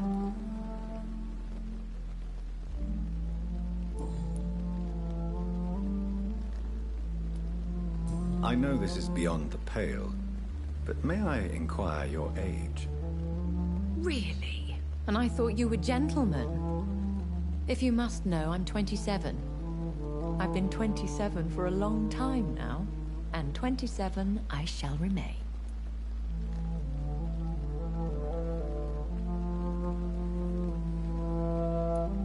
Very well. But I believe there is more to this than you are saying. A lady has to have some secrets. And who bestowed upon you this eternal youth? My maker. He left this isle a long time ago.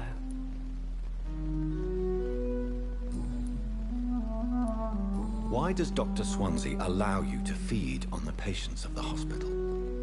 Dr. Swansea is a good and compassionate man. He is trying to find a solution for our hunger. Until that happens, he is clever enough to understand that I only feed upon the dying.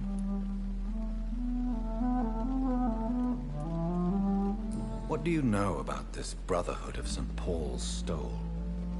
The Brotherhood is well known amongst London Vampire Society. As long as our kind is discreet, and as long as they do not interfere, we have come to a mutual understanding.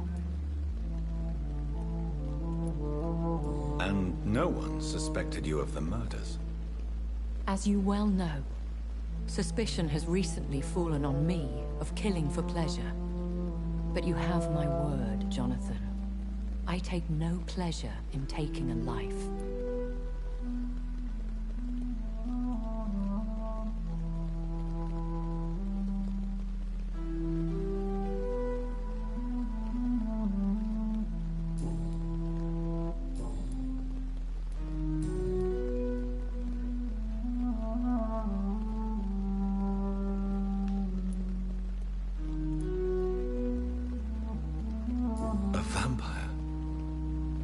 Is that what I am? What we are?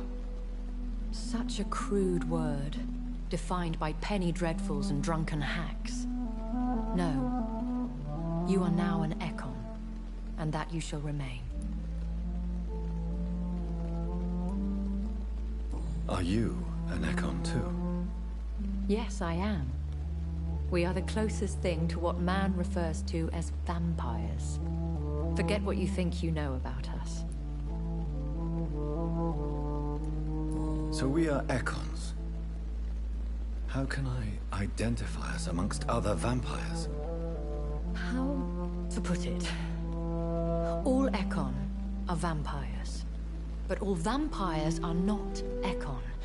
We are but a branch of the immortal tree.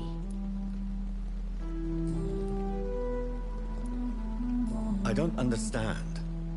Why was I created and then left for dead? That is a question only the one who made you can answer. It's not normal practice. I doubt even if you find him, he will answer you, considering how cruelly he treated you.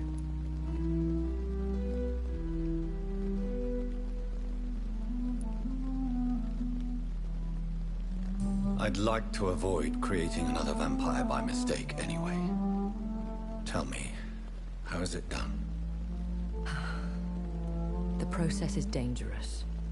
It could even kill your potential progeny. If you did decide to sire an offspring, they must drink of your blood, Jonathan. So me being a vampire could have been a mistake? I very much doubt it, Jonathan. Contrary to the legends, it is not as simple to make another vampire by just biting someone. I've been hearing a voice talking in my head. Is this some kind of insanity? It feels like the voice of the vampire that created me. Hush. Tell no one this. It would be unwise to talk of such things amongst British immortals. Speak no more of your maker.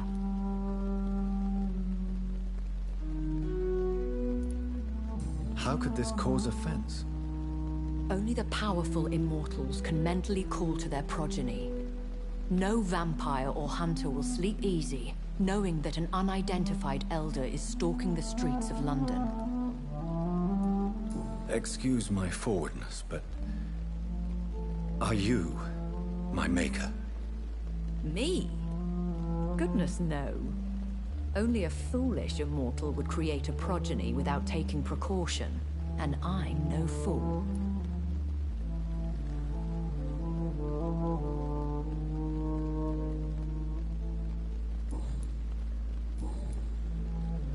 I bid you farewell, for now, my lady. I must quickly analyze the blood I took from Nurse Crane's patient.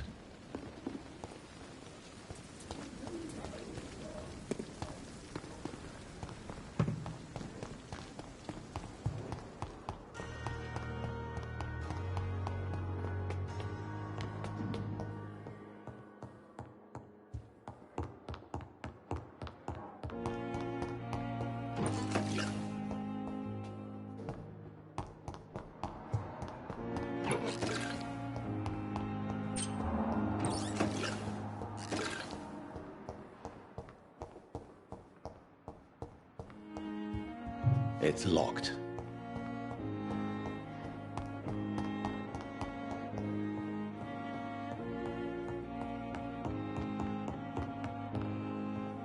It's locked, all right.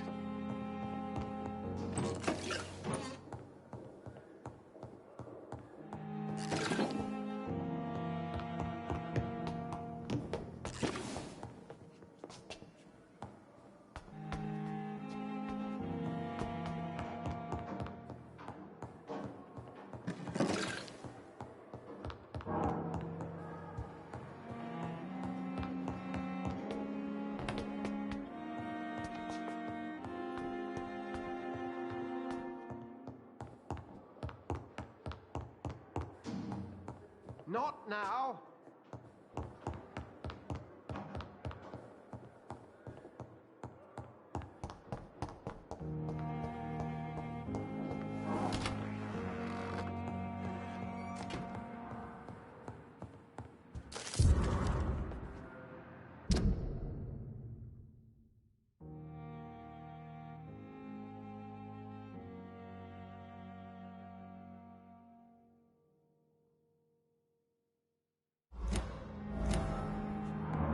It's locked, all right. It's locked, all right.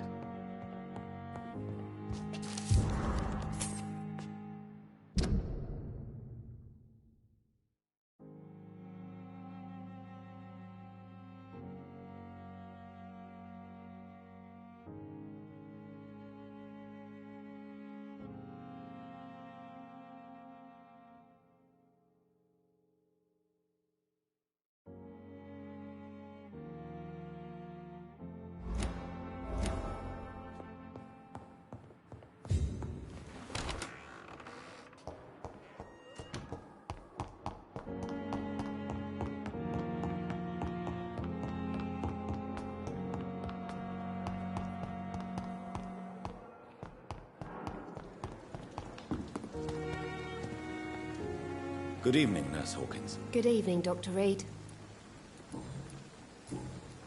Goodbye, Nurse Hawkins.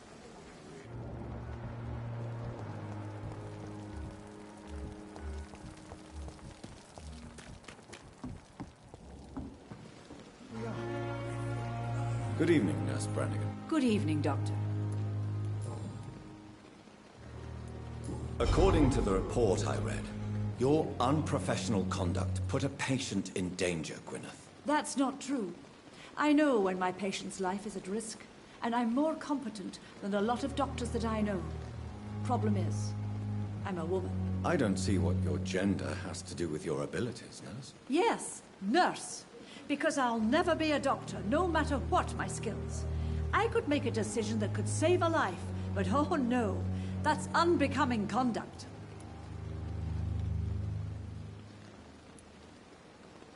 Have you heard of Elizabeth Blackwell?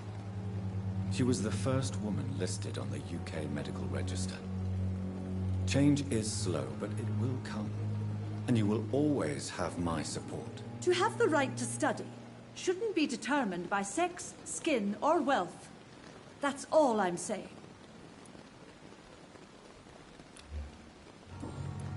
Goodbye, nurse. Call me if you need assistance.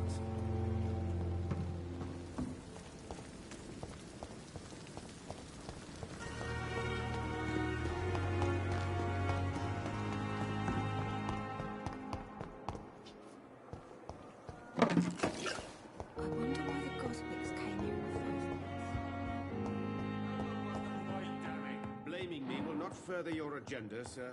How long's it going to take to fix me properly? Good evening, Mr. Goswick.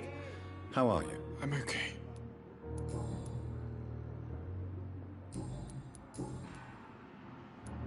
Your medical report says you're not affected by the Spanish flu. What do you think of that, Mortimer? Does it make me happy? Not in the slightest. If it was up to me, I would have left this place long ago. I know I don't belong here. And why do you think you don't belong here? I know the staff have more important things to do than look after me. There's plenty of patients here who need their attention.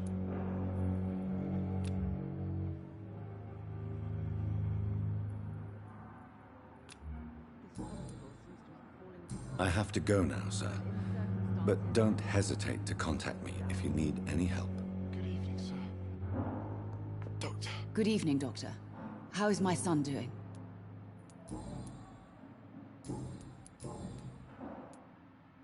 I've read your son's medical report, Beatrice. It's not the flu or anything life-threatening.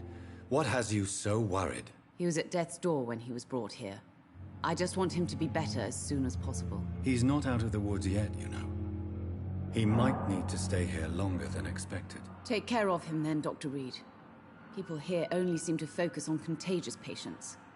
I worry my poor Mortimer will be neglected.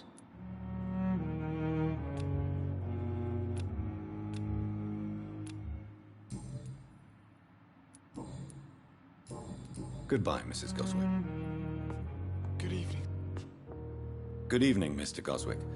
How are... I'm okay.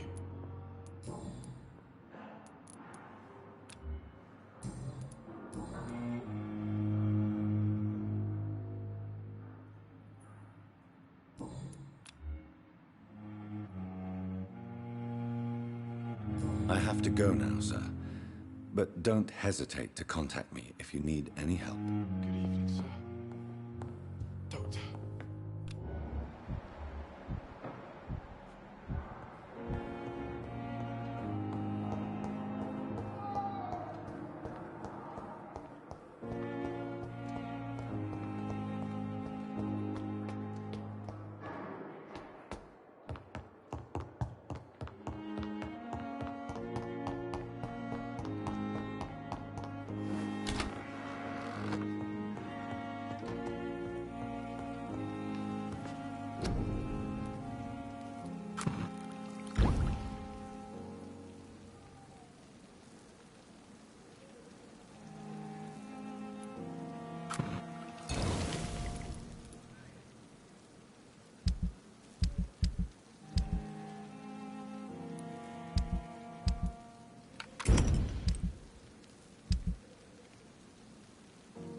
Razvan Vasily was infected by Spanish flu, but also has the highly unstable blood of the Skulls.